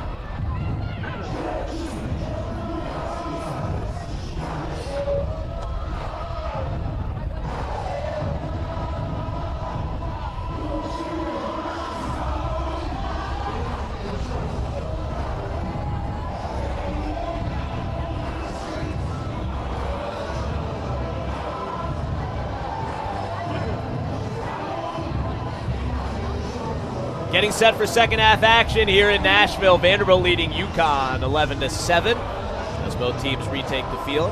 I'm Max Hers with Michelle Sebastian here on the American Digital Network in the Music City. Thanks so much for joining us. Beautiful 70-degree day with a little bit of wind here in Nashville. First half stats, shots, Vanderbilt 21, Connecticut 14, ground balls, Commodores 17, Huskies 15. Vanderbilt won the draw control battle 12-7. UConn scored on their lone man-up opportunity. Saves in favor of UConn and Grace Bechley in 4-2 over Lily Argyle, and both teams committed 12 turnovers. We do, it appears, have a change in goal for the Huskies here in the second half. Looks like sophomore Annie Carroll will be coming into the game. So Bechley and UConn starter. Done for the day, and it is Annie Carroll in there, sophomore from Fallsington, Pennsylvania, in the Hill School. Her 7th appearance of the season, 4 of them have been starts. UConn again 2-12, 0-2 in American Conference play. Vanderbilt 9-3 overall, 1-1 in the conference with their lone loss to top dogs and SEC rivals Florida. Well, it'll be interesting to see how she does in the cage, because for this second half, she gets to have the sun in her eyes, which will make it more difficult. I think the goalie had 4 saves in the first half, which is 3 more than the Vanderbilt goalie had. But with their back to the sun, kind of giving her a hard go here. Julie Blaze and Brooke Jensen with the first draw, and Blaze wins it to control it for Vandy. We're underway. 11-7 Commodores over Huskies as we start the second half. Vanderbilt in the white, UConn in the blue. Commodores back with their starting unit. Furlong to Fournier down low. Gabby Fournier to Julie Blaze, who turns around, has Devin behind her. Gwyn Devin to Melanie Becker. Vanderbilt led by 4 a couple of times, 8-4 and 10-6 in the first half. Had a chance to go up 5 with Emily Mathewson getting a late 8-meter shot, but she was stopped by Grace Bechley and to keep it at 11-7 as we start period 2. Becker for Vandy, halfway through the 90-second possession clock. Devin driving, knocked over, gets up, and we play on. Refs must have seen an advantage in that situation. Julia Ojamek with stick in her grill. Pass too high for Hadley Brown. Mathewson's going to try and recover it. She can't do so as it comes back out. And it's going to be a Vanderbilt ball, I think. Dale Lauer froze it like a hockey goalie with her bare hands. Yes. All else fails. Stop it any way you can.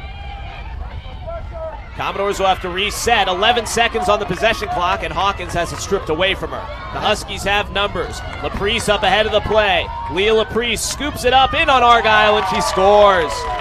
UConn in transition gets the first marker of the second half to cut it to a 3-goal deficit. They were so fast, Laprice had no one on her. Down on attack. Picked up the goal, went as hard as she could, and had a great shot. 15th goal of the year for Leah Laprice. Freshman from Windsor, Connecticut. Stayed home state to play for the Huskies. It was a very smart play. She checked her from the other side, going over her sphere, checking the other side of her stick, pick up the ball, made the long pass with a sprinting Laprice. Boom goes the goal. Minute and a half into the second. As we get some maintenance either on the area around the goal or the cage itself, where Lily Argyle stands. Not really sure what they're looking at. It looks like maybe it's not centered. They're moving it just a little bit. Every time the goalkeeper hops in, you'll see them hit the posts with their stick to try to make sure they know where their positioning is relative to the cage. If it's not center where it's supposed to be, it makes it more difficult. How about those lids, by the way? The anchor on the Vanderbilt goalie helmets? It's beautiful. Fresh. Anchor down.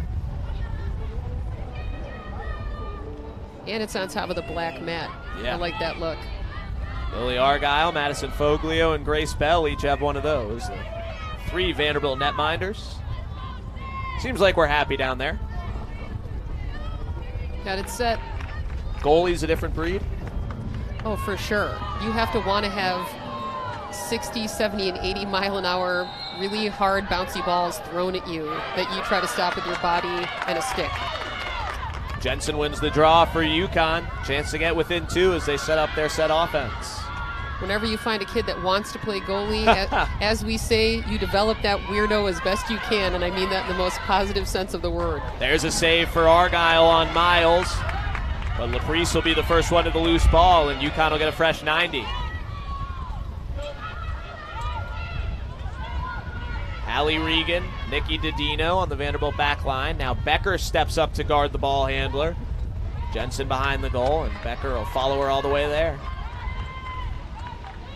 Pass inside, knocked away. Well defensed by Cassidy Orban, and Vanderbilt's got the ball. Great read. Here goes Regan. Knocked the defender over.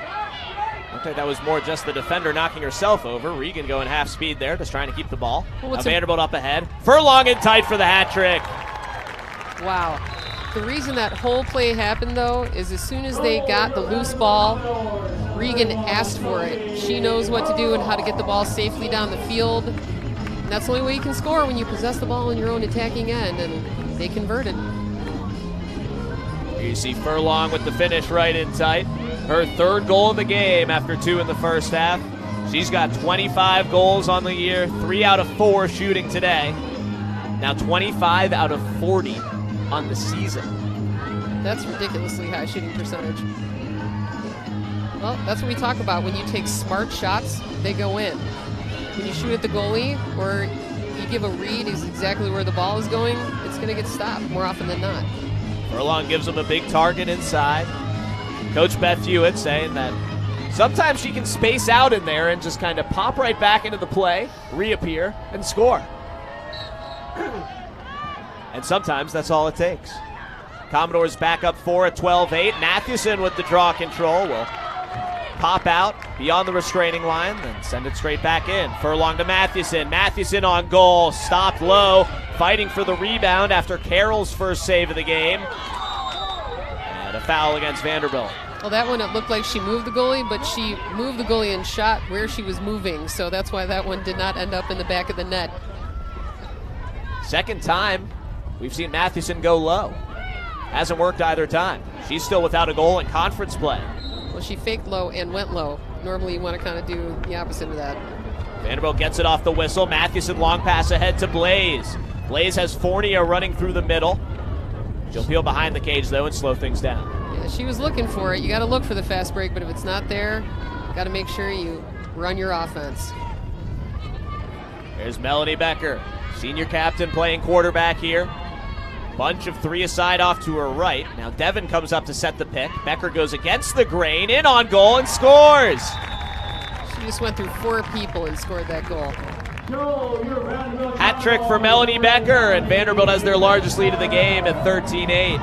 If UConn wants to stop that goal from happening, they're really going to have to start getting more of a body on the player with the ball. They're all throwing their sticks in, and they're not getting their legs and lower body in it to put a stop to that player coming charging through.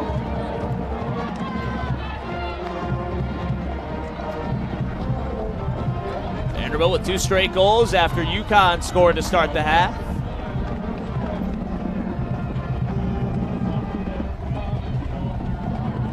Melanie Becker with 3 goals today, 14 on the season. I still can't believe they were worried about having to play this ball game inside today. Can you imagine? Look at this field. We do have the indoor football practice facility available. A lot of rain overnight into the morning. Maybe that's why it's so slippery out there. Not sure how well it absorbs water. Especially at the top of the 8, it seems. Yeah, a lot of foot traffic around. That's right. Jensen with the draw control. Trying to get around Regan, and she's turned back, and the Huskies will reset. So Melanie Becker with her first hat trick of the season. Had a career-high 5 goals in a non-conference game last year against William and Mary, where she took control in a Vanderbilt blowout win.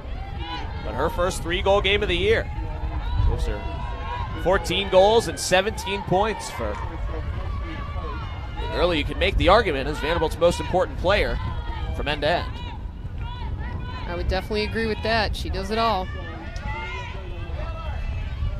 Costello walled off well by Bree Gross. UConn's being very patient here, looking for the right look. They don't want a turnover. They've got to start converting to stop this Vanderbilt run. 35 to shoot. There's a shot and a goal. Abby Vetch, first of the game, beats Argyle High. Again, that was just a beautiful shot. She's on the left side of the cage and shoots it top right post of the cage where the goalie isn't. Goes right in. Nice hard shot. 7th goal of the season for Abby Vetch, sophomore from Marcellus, New York.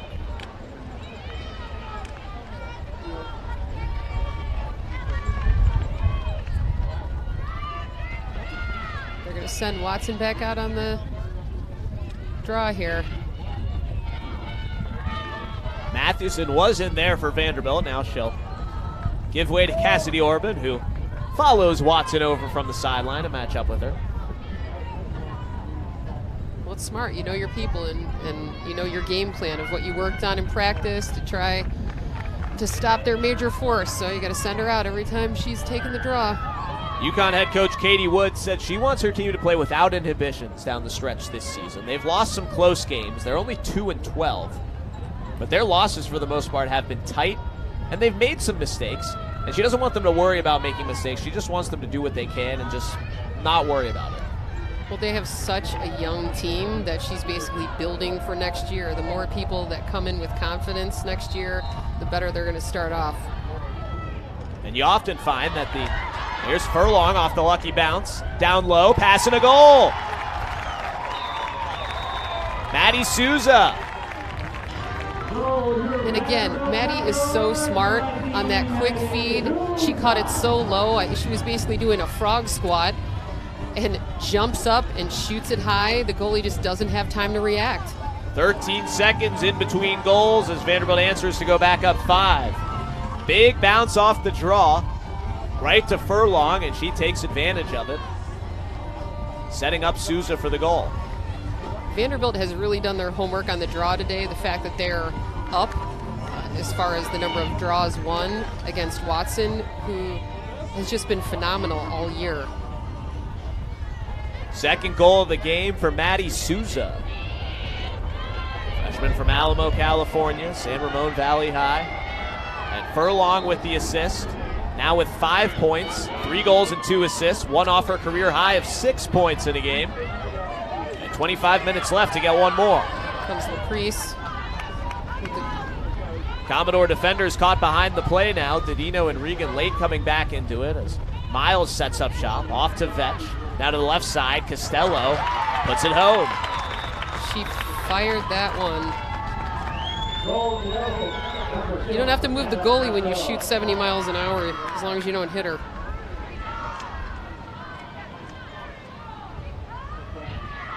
Vetch to Costello. So Vanderbilt caught behind the play a little bit there, and we have had 6 total goals in the first 5 minutes and 16 seconds of this second half.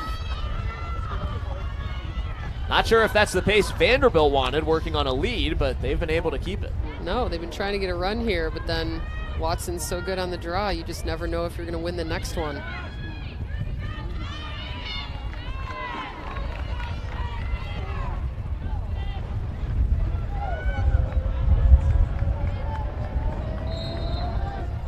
Orban and Watson. And Vanderbilt wins it.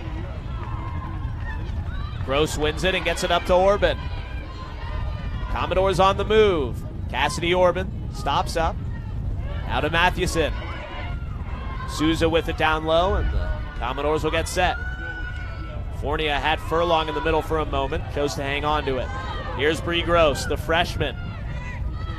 Now double teamed, splits it, back to the middle, down low. Souza bobbled it though, and the Huskies come up with it. Good active stick from Alyssa Conklin. She was going hard at the top, and they were sending their cutters through. They got the cutters open because she was going so hard to cage. She forced the double, but sometimes when you're 4 feet from each other, it's hard to catch that pass. Dale Lauer through traffic, got through Souza's swipe. Official says play on.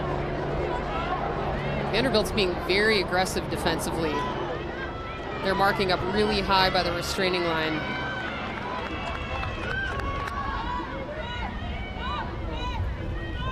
That means they have confidence in the speed of their defenders, that if their player happens to get it up top, they feel like their defense can stay with them as they try to go to the cage. Miles and Costello trying to interplay there. Won't cost UConn possession. They've got 40 on the 90-second possession clock. Laprice cutting into the middle. Nikki Didino on her. Down low. Turned back again by Hawkins. It was a great feed. Great decision not to shoot that through 3 people.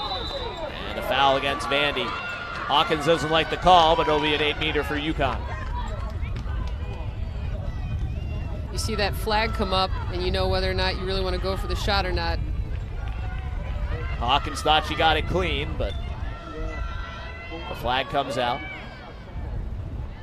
It's Brooke Jensen on the free position, moving in and bounces it home. Huskies back within 3. Second free position goal of the game for anybody. Both of them belong to UConn.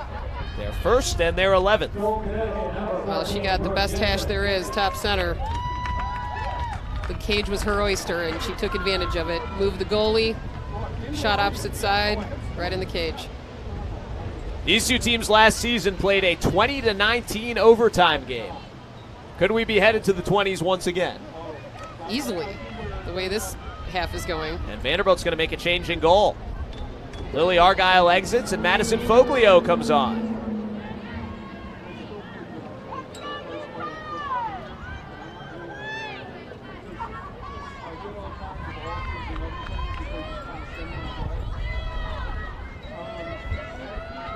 Foglio, the junior, into a game for the 8th time this season. Hasn't made any starts this year. Was Vanderbilt's starter through most of last season. She is in and ready to roll. So Argyle out of the game, and both starting goalies out of the game now. Annie Carroll took over for Grace Bechley in at halftime. Sometimes you got to give the opposing team a different look.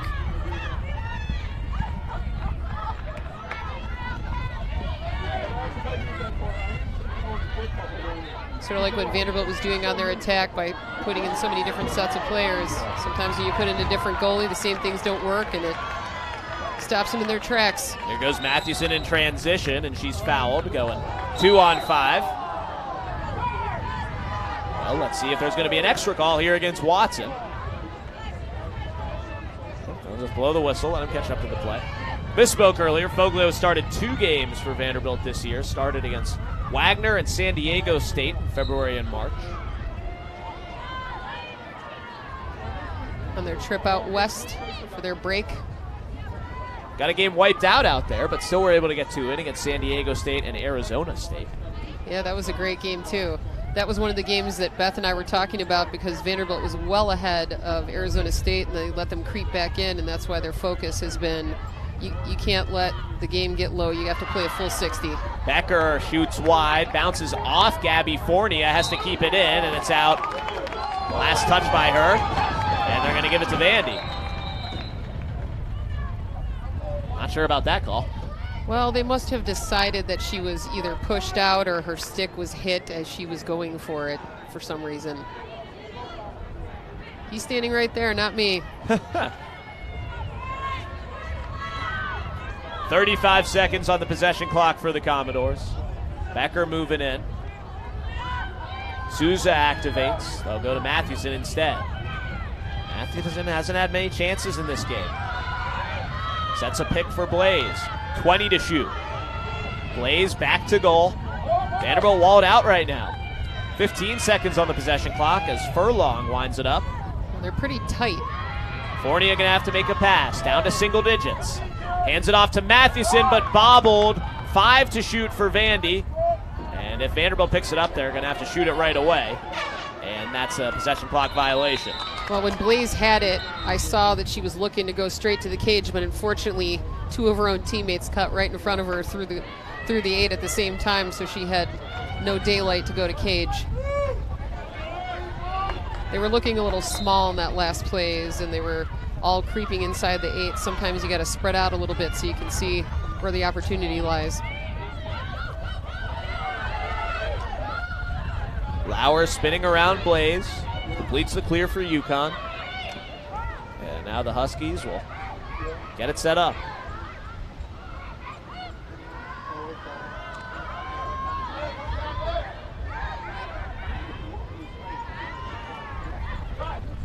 Miles to Laprise, but Foglio knocked it down. Laprise still able to get it, though. Madison Foglio extremely active in and around her crease, and if she gets the ball in hand, she'll start to roam a little bit. It's great. She's an 8th defender. Laprise gets around Regan, shoots and scores.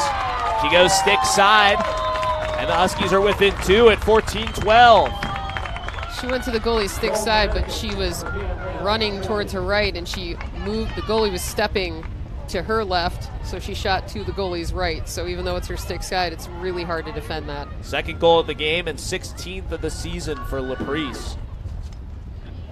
Very good-looking freshman midfielder, been very versatile throughout this game. Yeah, she's been a threat the whole time, especially on transition. She comes up.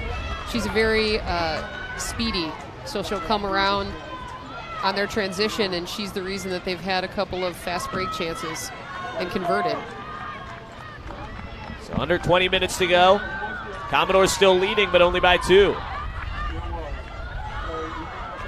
It was 4-4. Vanderbilt went on a 4-0 run and has led ever since. Last time the deficit was just 2 goals was 17 minutes of action ago when it was 8-6. Now 14-12. Huskies getting back within arm's reach, and Watson controls the draw. You can tell UConn's playing with some confidence that they haven't had She was hanging her stick out. That's always dangerous with a Vanderbilt defense that wants the turnover. That's Elizabeth Scarone who took it away. Hard-nosed sophomore midfielder, forcing the issue for Vanderbilt. Elizabeth Scarone missed the first 8 games of her freshman season last year because she broke her ankle hopping a fence at a community service event. They had to get over a fence. It was locked. She said, I'll hop the fence. Tells you everything you need to know about her mentality. She goes for it. What you could see right there, though, is Vanderbilt was very calculated and careful coming down the field, not wanting to make any unforced turnovers. Here's Sundin. First time we've seen Callie Sundin this half. Now back to the middle for Gross. Spins, finds some room. Shot altered, went wide, but Vandy able to keep it alive. That's Bucci. Second unit in for Vanderbilt right now with Fournier. The shot and the goal. Spinorama from Callie Sundin to make it 15-12. Goal for Vanderbilt Cowboys, number 7, It's another one of those freshmen coming up big for Beth. When you have faith in your younger players early and you give them a lot of opportunities, that's going to make them all the stronger as they progress through your program. Sundin's played in every game this season. She's got 13 goals now to go with a couple of assists and 18 draw controls. Freshman from Morristown, New Jersey. Made her first collegiate start last week against Florida. Coming off the bench again today. They're scoring an acrobatic goal. Acrobatics are fun. I enjoyed that one. Yeah, I mean, this is a physical game. People don't realize that. It's considered, what, a non-contact sport? I would dare anyone to come to one of these games and say that.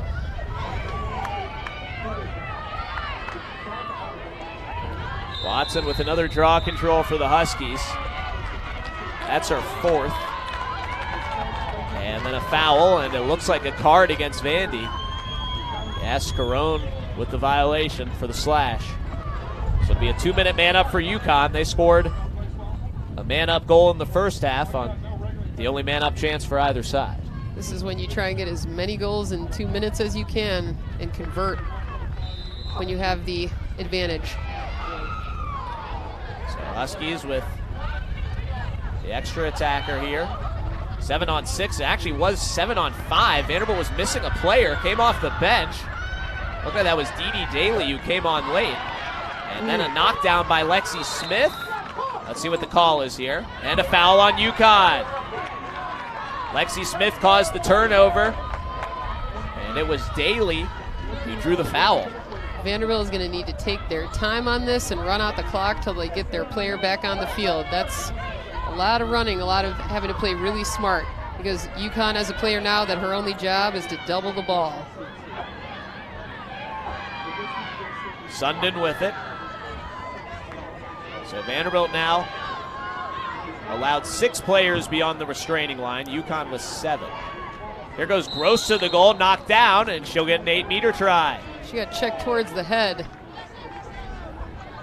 I don't know if that was a card. I saw yellow, but maybe it was just a flag. Just the flag, but a free position try for Bree Gross, the Commodore freshman. It's a friendly hash, too. She'll pass it off to Fournier. Vanderbilt, as you said, just looking to kill time here, playing a player down. Well, I think maybe they weren't all in on that, and then the free position happened. They got a little coaching from the sideline saying, no. Slow down the ball, let's work the clock, make it 7v7 again. So you got 50 seconds on the possession clock before you have to take a shot. We did not get the penalty up on the board here, but I would guess we have about 1:10 left in the penalties, so Vanderbilt's possession clock will expire with about 20 seconds left on the yellow card to Scarone. So they're going to have to go for something before the time's up, but can run out as much clock as possible. Sundin to Fournier. 25 to shoot. Fournier working it around. 15 seconds.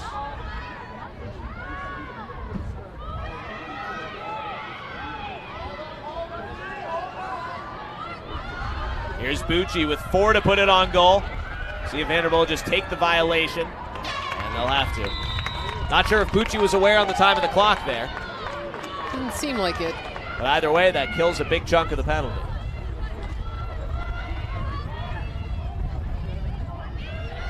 It's actually preferable to doing another draw. I mean, you want the score, but having the ball down here and, again, killing clock, working to try and get the ball back on transition.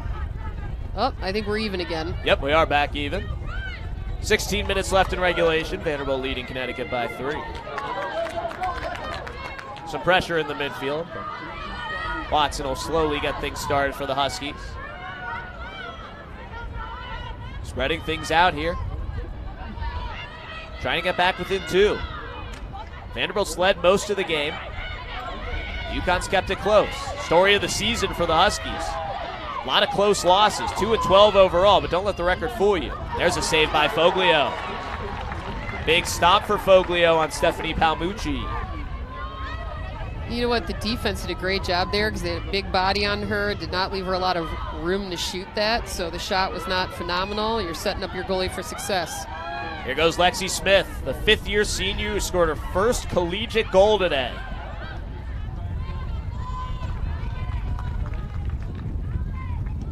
Becker will bring it up.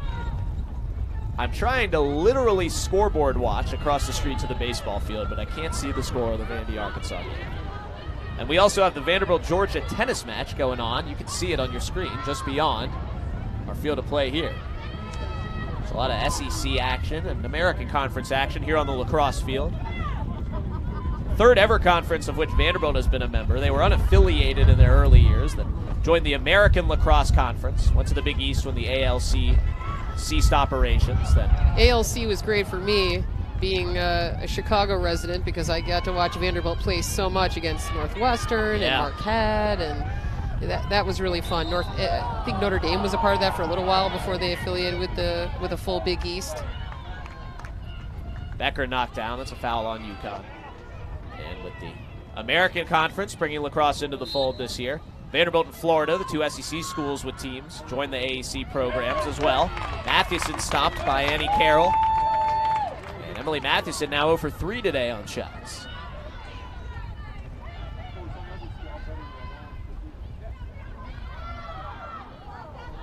We're told Vanderbilt is down 3-1 on the baseball side against Arkansas.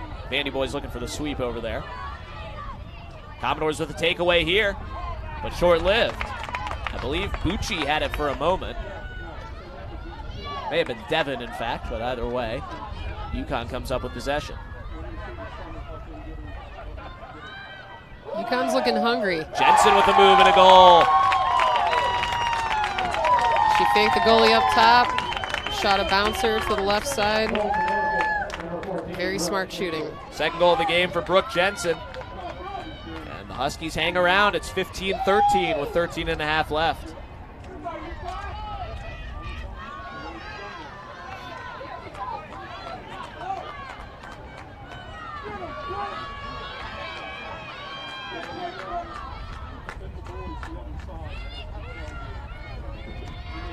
Starting to get to a critical juncture in this ball game. I'd be surprised if somebody didn't take a timeout in here just to regroup and make sure that you're going to enforce the game plan for both teams wanting to play that full 60 minutes. Well, there's 13:34 left. It's time to play the last 13:34, so to speak. Souza takes the draw and wins it for Vanderbilt as Blaze comes up with the draw control.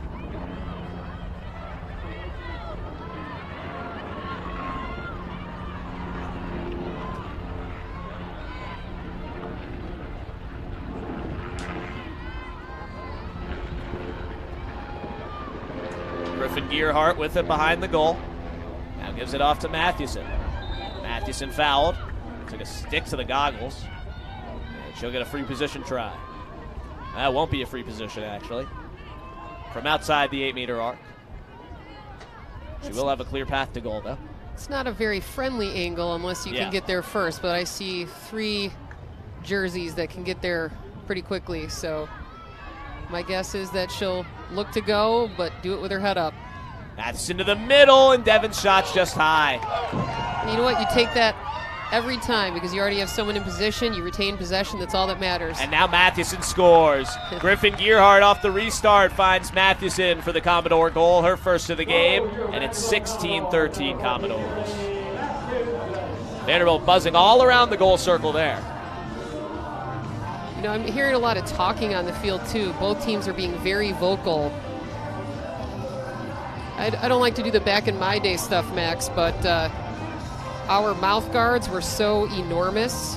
The ones now look like basically a whisper compared to what we wore. And back in the day, your favorite color was mustard yellow, whether you liked it or not. And now you got neon and orange. You got everything now. The world is your oyster.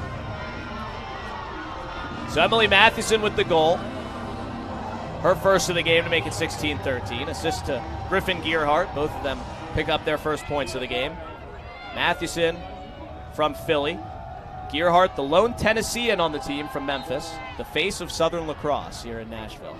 That's up right. to help her. She plays for 10 Lacs for former Vanderbilt coach Megan Riley Clark, who lives here in Nashville and coaches locally at Harpeth Hall. Megan Riley Clark was part of that 2004 group, her being on the coaching staff that was honored at halftime. Great to see her out here. Gets to see one of her former players getting on the board. That's right. Couple of fouls against UConn. There's no greater thrill than that, by the way. When one of your kids comes up and is just killing it, you just are so happy for them.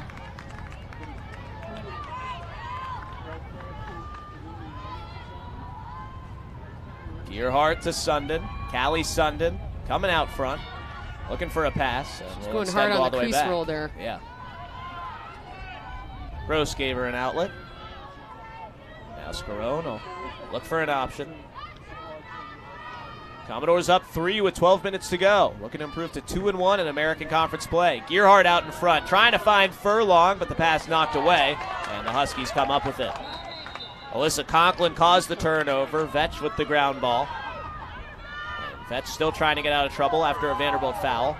Limbos her way under Gearhart's stick. And now up ahead to safety. Further passing. Lexi Keneally.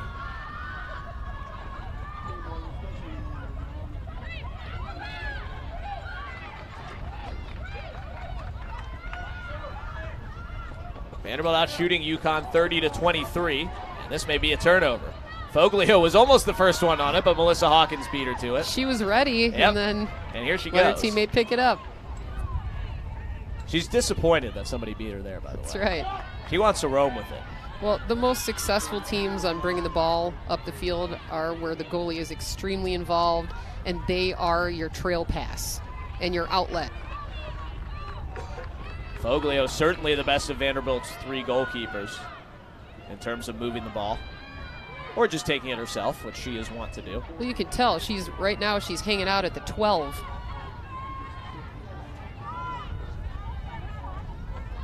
Now she's deciding to go back in. Just getting her steps in. That's right. She has her Fitbit in her sports bra. Hey, she was on the bench the first 50 minutes, so she's go. going to make up for lost time. That's right. Commodores with it. Sundin out from behind the goal. Deflected. Somebody on went goal. down there. Yeah. Nothing called as Gearhart fell over. And the Huskies will come away with it. Annie Carroll with the ball in her circle. But a quick turnover. Taken away. Gross can't come up with it, and then goes tomahawk chop. And that's a foul. No. Vanderbilt's going to get the ball. Furlong ahead to Gearhart. Down low for the goal. Great job moving the goalie again, pretending like she's shooting top right corner and hitting the opposite post. Maddie Souza's got the hat trick. First collegiate hat trick for the freshman.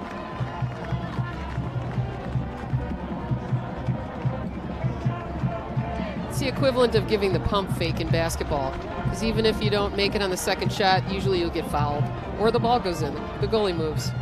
You don't really have anyone blocking the actual net in basketball, so that's the difference. What do you think? Vanderbilt the beneficiary of a call there? I don't know. I thought she was fouled before that, and then they let it play, and then they called it for her, so Today, Commodore, thanks to the Spirit of Gold Band. Thanks for being here today, guys. Great. Again, it's hard to argue with the officials that are standing right there in front of it. Sometimes they see things that we don't, since there's 3 of them and they're all watching something different. So Vanderbilt with a 5-goal lead. Hey, there's our scoreboard watching. From where we sit, that light post is blocking the column that matters. Yes. So Vandy boys down 3-2. JJ Blade at the dish. We're not going to do play-by-play of that. We don't have the rights. Well, they came up one, though. They were down 3-1. Now they're 3-2, so that's... A walk. Breaking news. Well, I'm not shocked at the timeout here. I think both teams needed a breather, some water, and to regroup. Vanderbilt, if they want to win this game, they need to finish doing their job for the last 9:38 here and really worry about possession and possessing the ball. UConn needs to get the ball and convert on their opportunities down in front of Vanderbilt's cage. 17-13 Commodores. Stats to this point, Vanderbilt 31 shots to UConn's 23. Shots on goal, Vandy 23, UConn 21. 6 saves for the Huskies, 4 for Vandy. Vanderbilt has won the draw control battle 18-13. And turnovers pretty even. 19 for UConn, 18 for Vanderbilt. Not the cleanest played game on the planet. There are a lot of turnovers in today's game. I'm going to blame it on the wet grass. I do have to say, actually, every time they've slipped, that person has almost always retained possession. Right. It's been impressive. Get hit and keep going. That's right.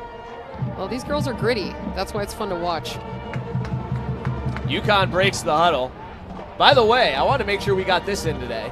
UConn women's basketball will be coming here to Nashville next season. Oh, that's going to be awesome. For a game at Memorial Gym. It's going to be in either November or December.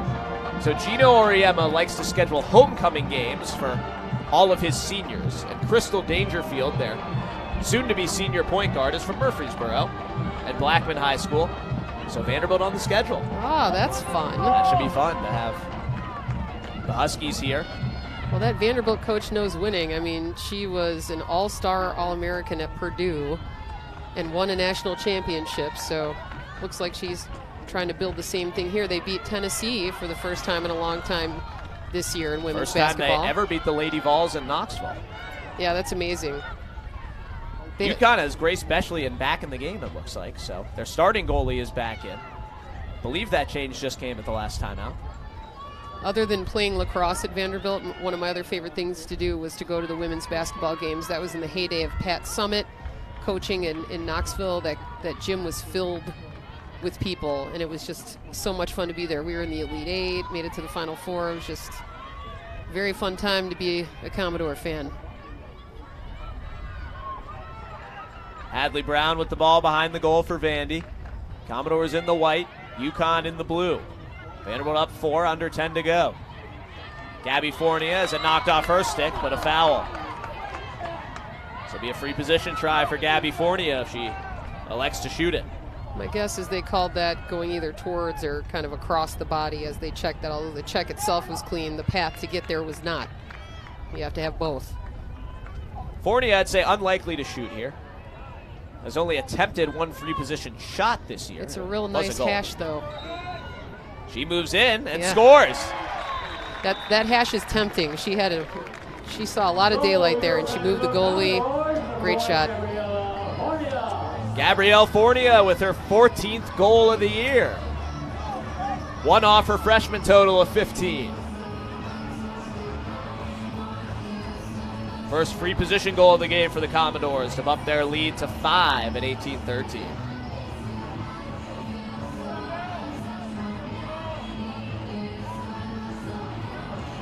Gabrielle Fournier, the sophomore from Mount Laurel, New Jersey. Vanderbilt's primary feeder. She's smiling ear to ear as she's trying desperately to catch her breath. Fournier, usually going to be the shortest player on the field for either side. You know what? Short players are a big threat, and they're so threatening because you don't ever suspect them. One of our top players held the scoring records here at Vanderbilt for a long time, was 5'1", but she ran a 4.940. Fournier now with 45 points on the season, 3 assists and a goal today. 14 goals and 31 assists on the year. The short people can go under. Really, it's because there's a lot of sticks flying up high. You just go right underneath, play your game, and that's what she's been so good at. Just gritty, goes underneath, grabs the ball. You know what Gabby does? She assumes she's going to get it, and that's the kind of player you want on your team. Watson seems to be the same type of player. Hadley Brown's got a free position shot for Vanderbilt. Looking to put Vandy up 6. She won't shoot, though. No, that's not a great hash. She went before the whistle, so that's a turnover.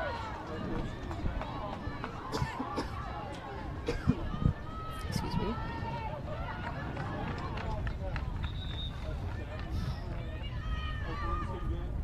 Hold on as we get all this sorted out.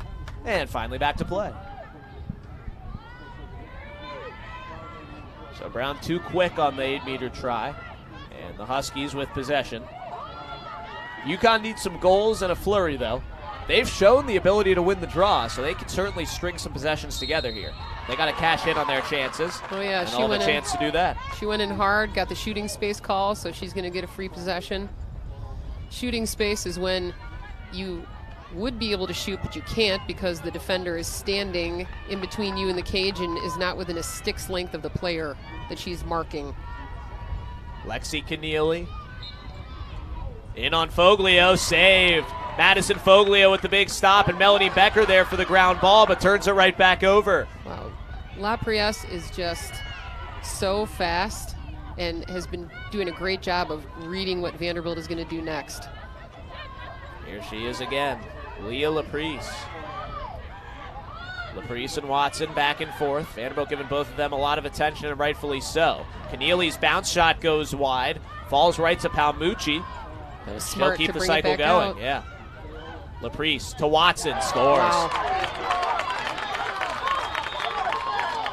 That was impressive. Sydney Watson with the hat trick. She went down pretty hard there, shot it as she went.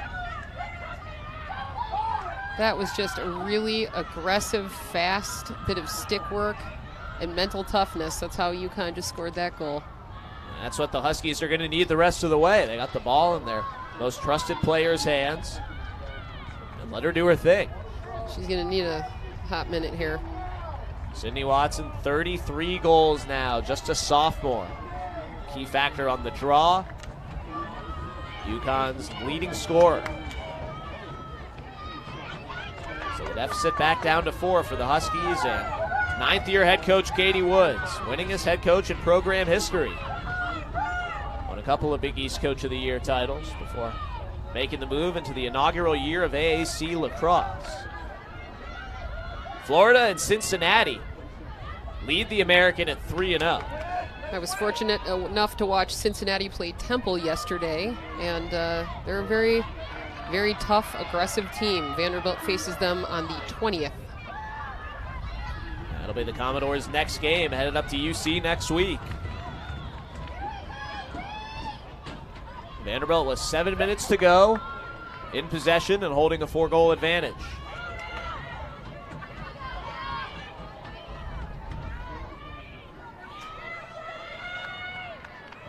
Hadley Brown going 1v1 with Dale Lauer. Hands it off to She's Blaze. got a lot of real estate. Shoots and scores. Julie Blaze with another goal, working on Sydney Watson to put Vanderbilt back up 5. Vanderbilt stacked their offense on the left side.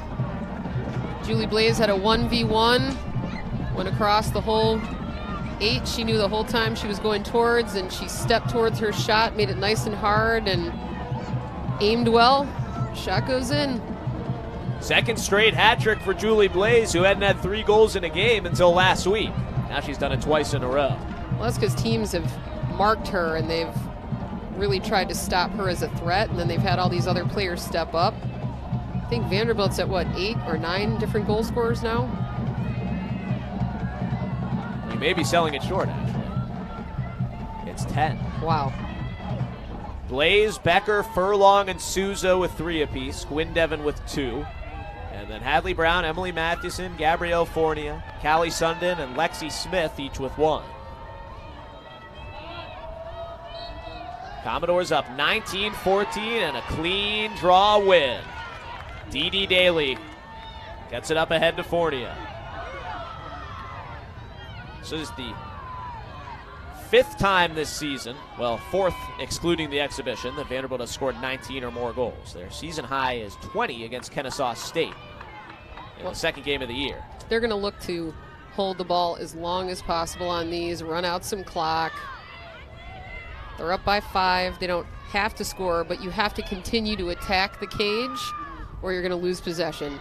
So they're going to wait out the clock and then attack when we get close here.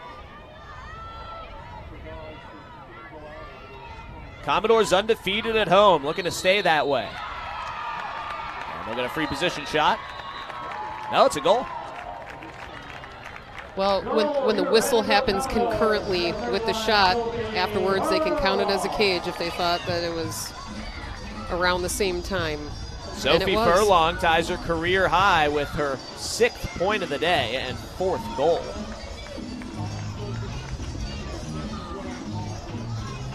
Furlong had a couple of 5-goal games earlier in the year. Today, 4 goals and 2 assists for the sophomore. She's got Shake It, Baby. Little Jackson 5, ABC 1, 2, 3 for her song. Commodores with their 2nd 20-goal game of the year. Now leading at 20-14.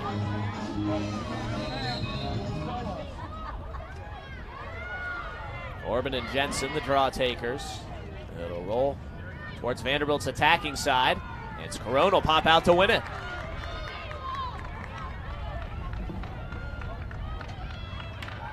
Furlong to Fornia, just missed high on the pretty passing play. Nearly a highlight reel goal to finish off a busy scoring afternoon for the Commodores, looking for the extra point on their 2nd touchdown. It's a little too high over the pipes. Vanderbilt still with a couple of first-teamers out here. There goes Gross, and another shooting a space whistle call. and a foul, yep.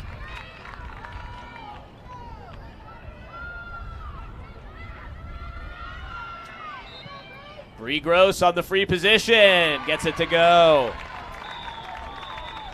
Make that 11 goal scorers for Vanderbilt in the game. Bree Gross with her 1st and her 10th of the season.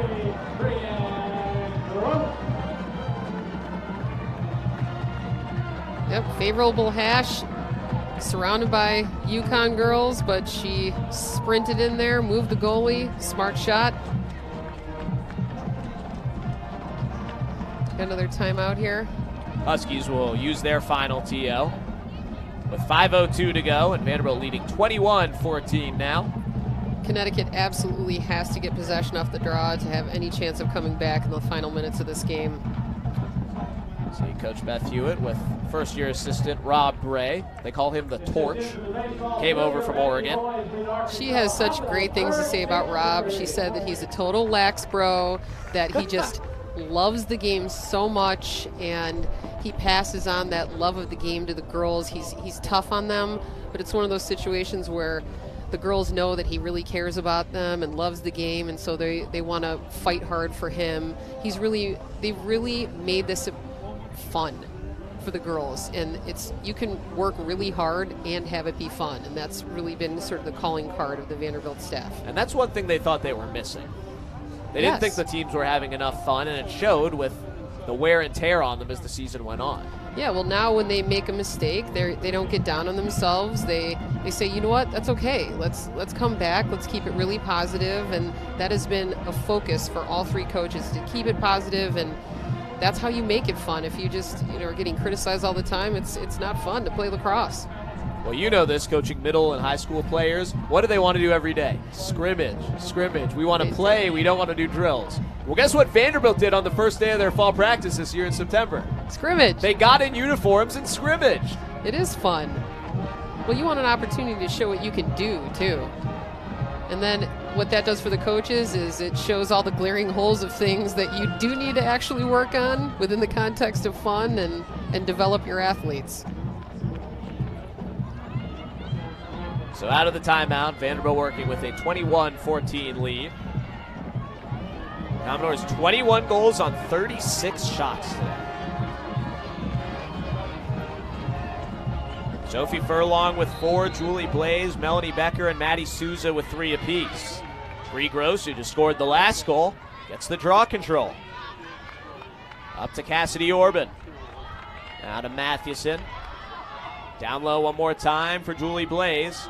As it knocked away from her, Kiera Dalmas nearly causes the turnover, but Blaze able to shuffle it back to safety in Orban.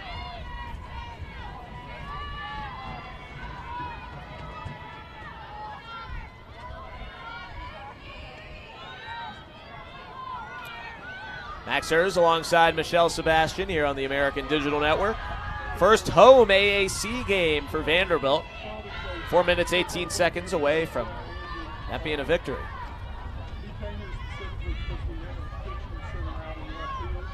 We're having a great time today watching this shooting clinic, really from both teams. Pass in front, and another goal. That's just pretty lacrosse right there. 5th goal of the game for Sophie Furlong. That was a thread the needle, perfect pass right into her stick, and a quick stick right into the cage before the goalie could even react. New personal best, 7 points for Sophie Furlong, and her 3rd 5-goal game of the year.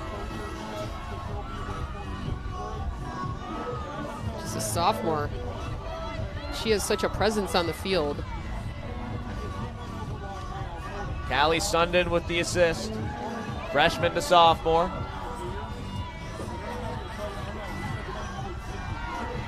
Sundin a goal and 2 assists on the game now. There you see Callie.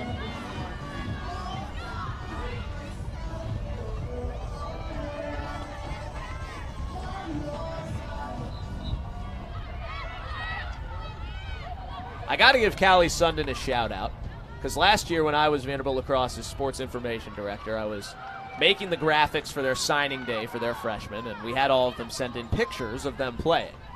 Callie Sundin sent in a picture. It made it look like the girl who was guarding her had just run into a wall. Whatever she had just done to the girl trying to get the ball from her, she had knocked her flat on her face. So she did a Mack truck move. She looked like she had either had the wind knocked out of her, she'd seen a ghost, or both. I loved it. That's a real gamer right there, someone who takes pride in their overall performance and not just in their shooting. I was talking with one of my former teammates about how we used to not wear goggles when we played, but I hardly ever got hit in the head, and she said the only time she ever got hurt was when she jumped in front of a shot and it hit her in the face, and she said, but the important thing was they didn't score. That's the teammate you want. Give it all. Someone on Vandy over here went down hard. Watson gets the goal here for the Huskies. Tough to see who that was there. Let's see if we can tell from this angle. I think that was Bree Gross. Yeah, hip-on-hip contact between Watson and Gross. Well, what do you think? I've heard some say that there should be more facial protection in the women's game. Well, in Florida, the research has shown that with the helmets, the rate of concussions has actually gone up. So wow. I don't really think that it's a matter of not enough eyewear. I think it's how you need to call and coach the game. I hardly ever got hit in the face, although part of the reason was our sticks weighed about 10 times what they weigh now, so you just couldn't physically swing your stick around somebody's head. We just didn't see that as much. I mean, it was physical, very physical, but there wasn't as much swinging of the sticks. So either enforce all of those calls, because, you know, when the girls wear helmets, then you feel even more free to swing your stick, and then they're getting hit, and it's not full protection. Here's Cassidy Orban, takes a shot, missed it wide, may have been deflected by Grace Bechley and in the cage. Commodores will keep it. Leading by 7. Still with most of their A group out here, giving them one final run. Vanderbilt will return 6 days from now, making the 4-hour drive up north to Cincinnati. Noon Central Time draw, 1 o'clock in the Queen City next Saturday. Then back here on Saturday, April 27th for the regular season finale against Temple. Commodores will be looking to hand UC their first conference loss. It's only a 5-game conference season. It's over before you know it. Here's Mattern Burnett with the ball behind the goal for the Commodores. Burnett with it again, junior, Virginia native.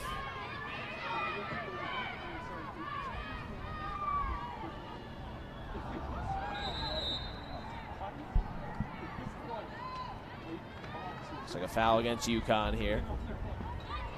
Vanderbilt got the free position try. UConn kind enough to roll the ball 10 feet away from Emily Mathewson. As she juggles and gets set to rock and fire. She shoots, saved by Bechley. Mathewson gets her own loose ball off the rebound. Fresh possession clock for Vanderbilt. There's 4 seconds between the possession clock and the game clock here as we get under 90 seconds to go. Vanderbilt can just sit on it.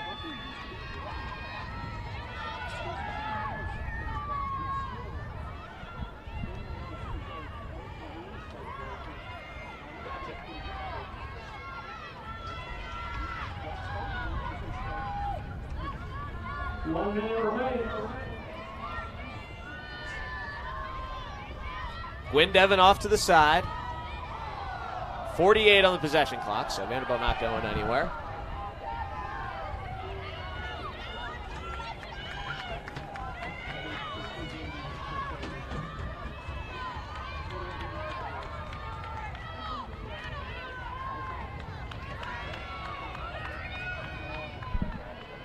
.28 seconds on the possession. Vanderbilt 25 draw controls to UConn's 14, and that number got a lot wider in the second half. It definitely did. It was 12-7 at halftime, so 13-7 for Vanderbilt, able to keep their pedal to the metal. Strong all-around effort for the Commodores. We'll see if they even take a shot here. Just let UConn get the ball back. Pass inside from Mathewson to Orban. A little bit of a scrum in here. 10 seconds. Foul against Vanderbilt. And we'll tick under 5 and towards the finish. Vanderbilt improves to 2-1 in American Conference play with an emphatic 22-15 win over UConn. Season high 22 goals for the Commodores, who have 11 goal scorers, led by Sophie Furlong's 5 spot. Great all-around effort today, Michelle. Oh my gosh. So many different Vanderbilt players scoring. UConn put in a great effort here. They had some 15 goals is nothing to sniff at, but Vanderbilt had so many different people scoring. They won so many more draws. You can tell they really worked hard the whole game. The second half, they did such a much better job of bringing the ball up the field without turning it over. And their shot selection was just phenomenal. They really made the goalie move, and their shooting percentage was as good as you can ask for. Vanderbilt 11 goals in each half. They led 11-7 at halftime, won in 22-15. Commodores 22 goals on 40 shots in total. 29 of them were on goal. And Vanderbilt and Beth Hewitt over 500 again in conference play and hoping to not look back, headed towards undefeated Cincinnati next week. We'll take a break, come back. Michelle's going to go talk to our player of the game down on the field after this on the American Digital Network.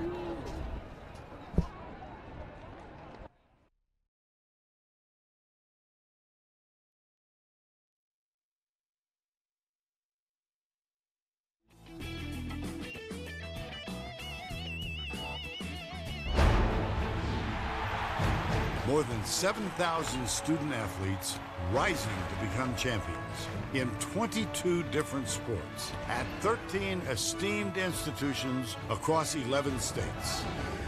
360,000 students and 2.6 million alumni rise up in celebration of a Power 6 conference known as the American, powered by determination.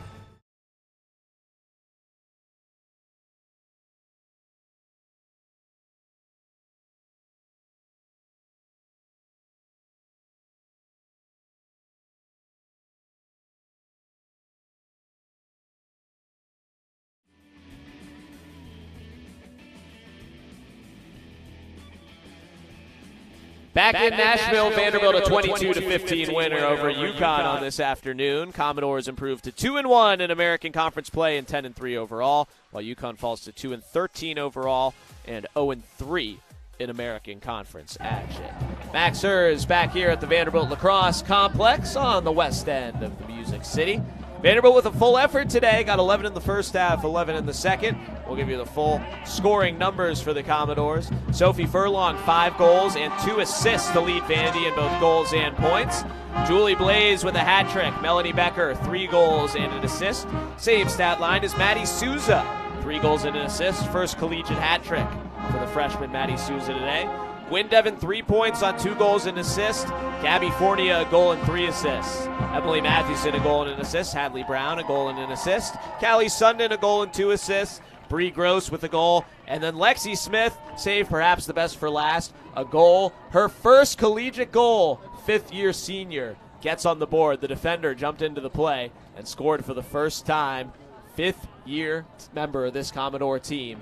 Missed all of last year with an ACL injury after being elected captain. Decided to come back, take a year at grad school, continue playing college lacrosse, and she's rewarded with her first career goal.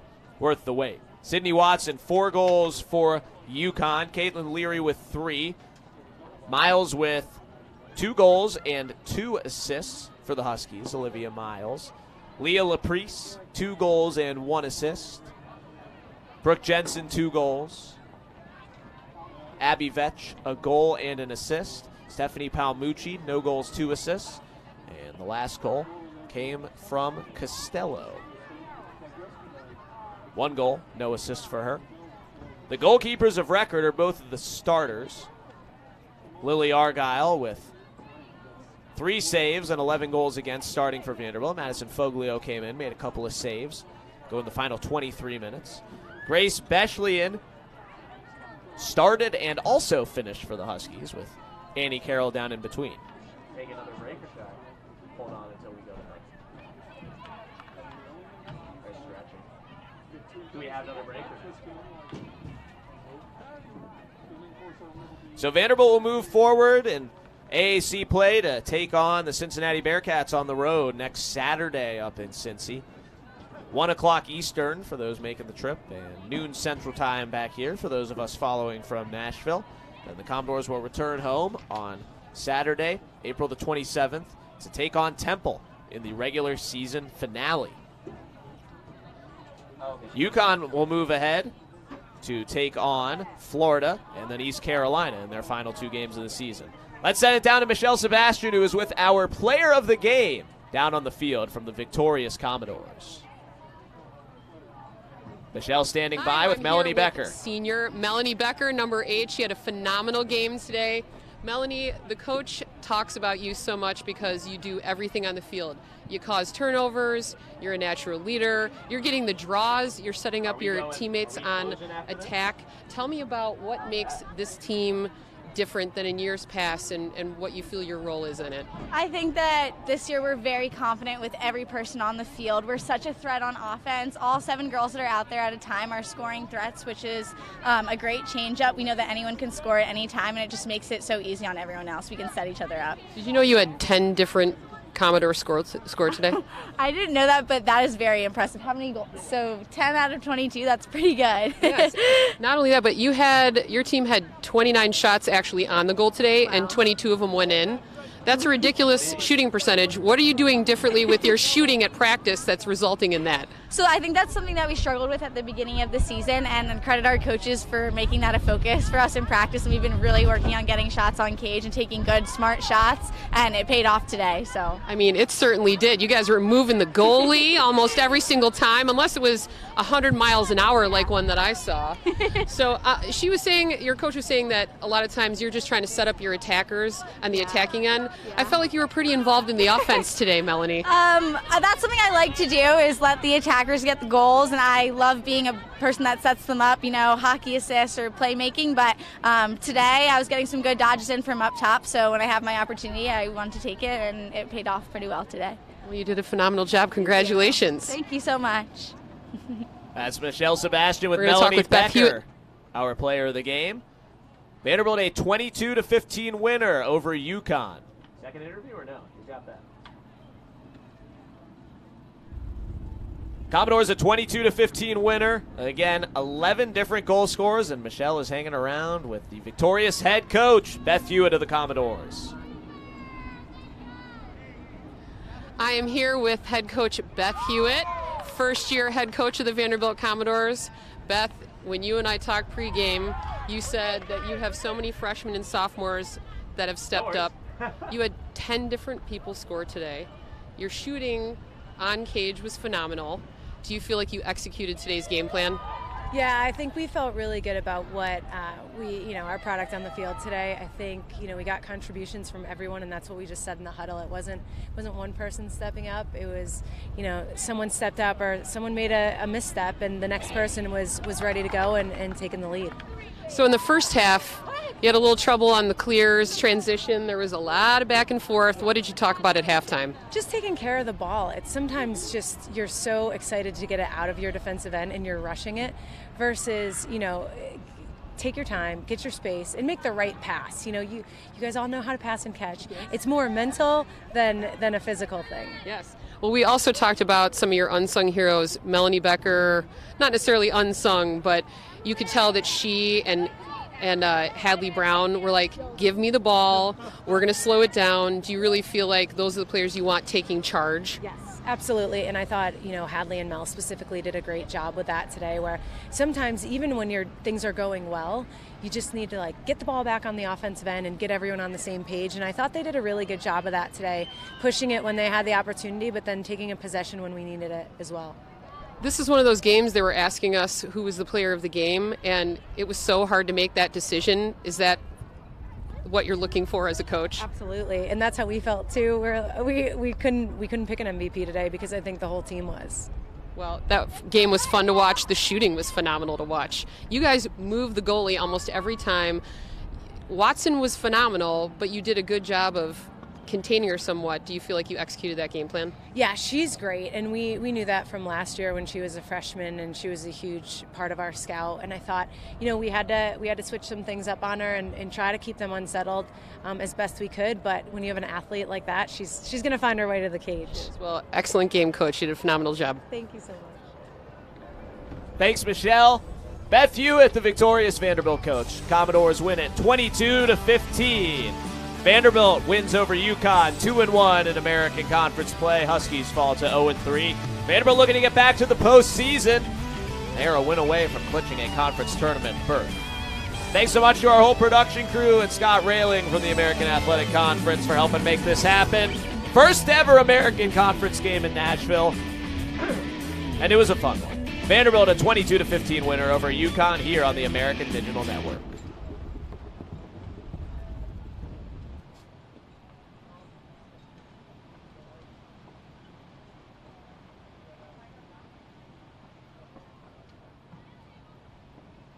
Thanks, guys. Good work, everybody. Thank you.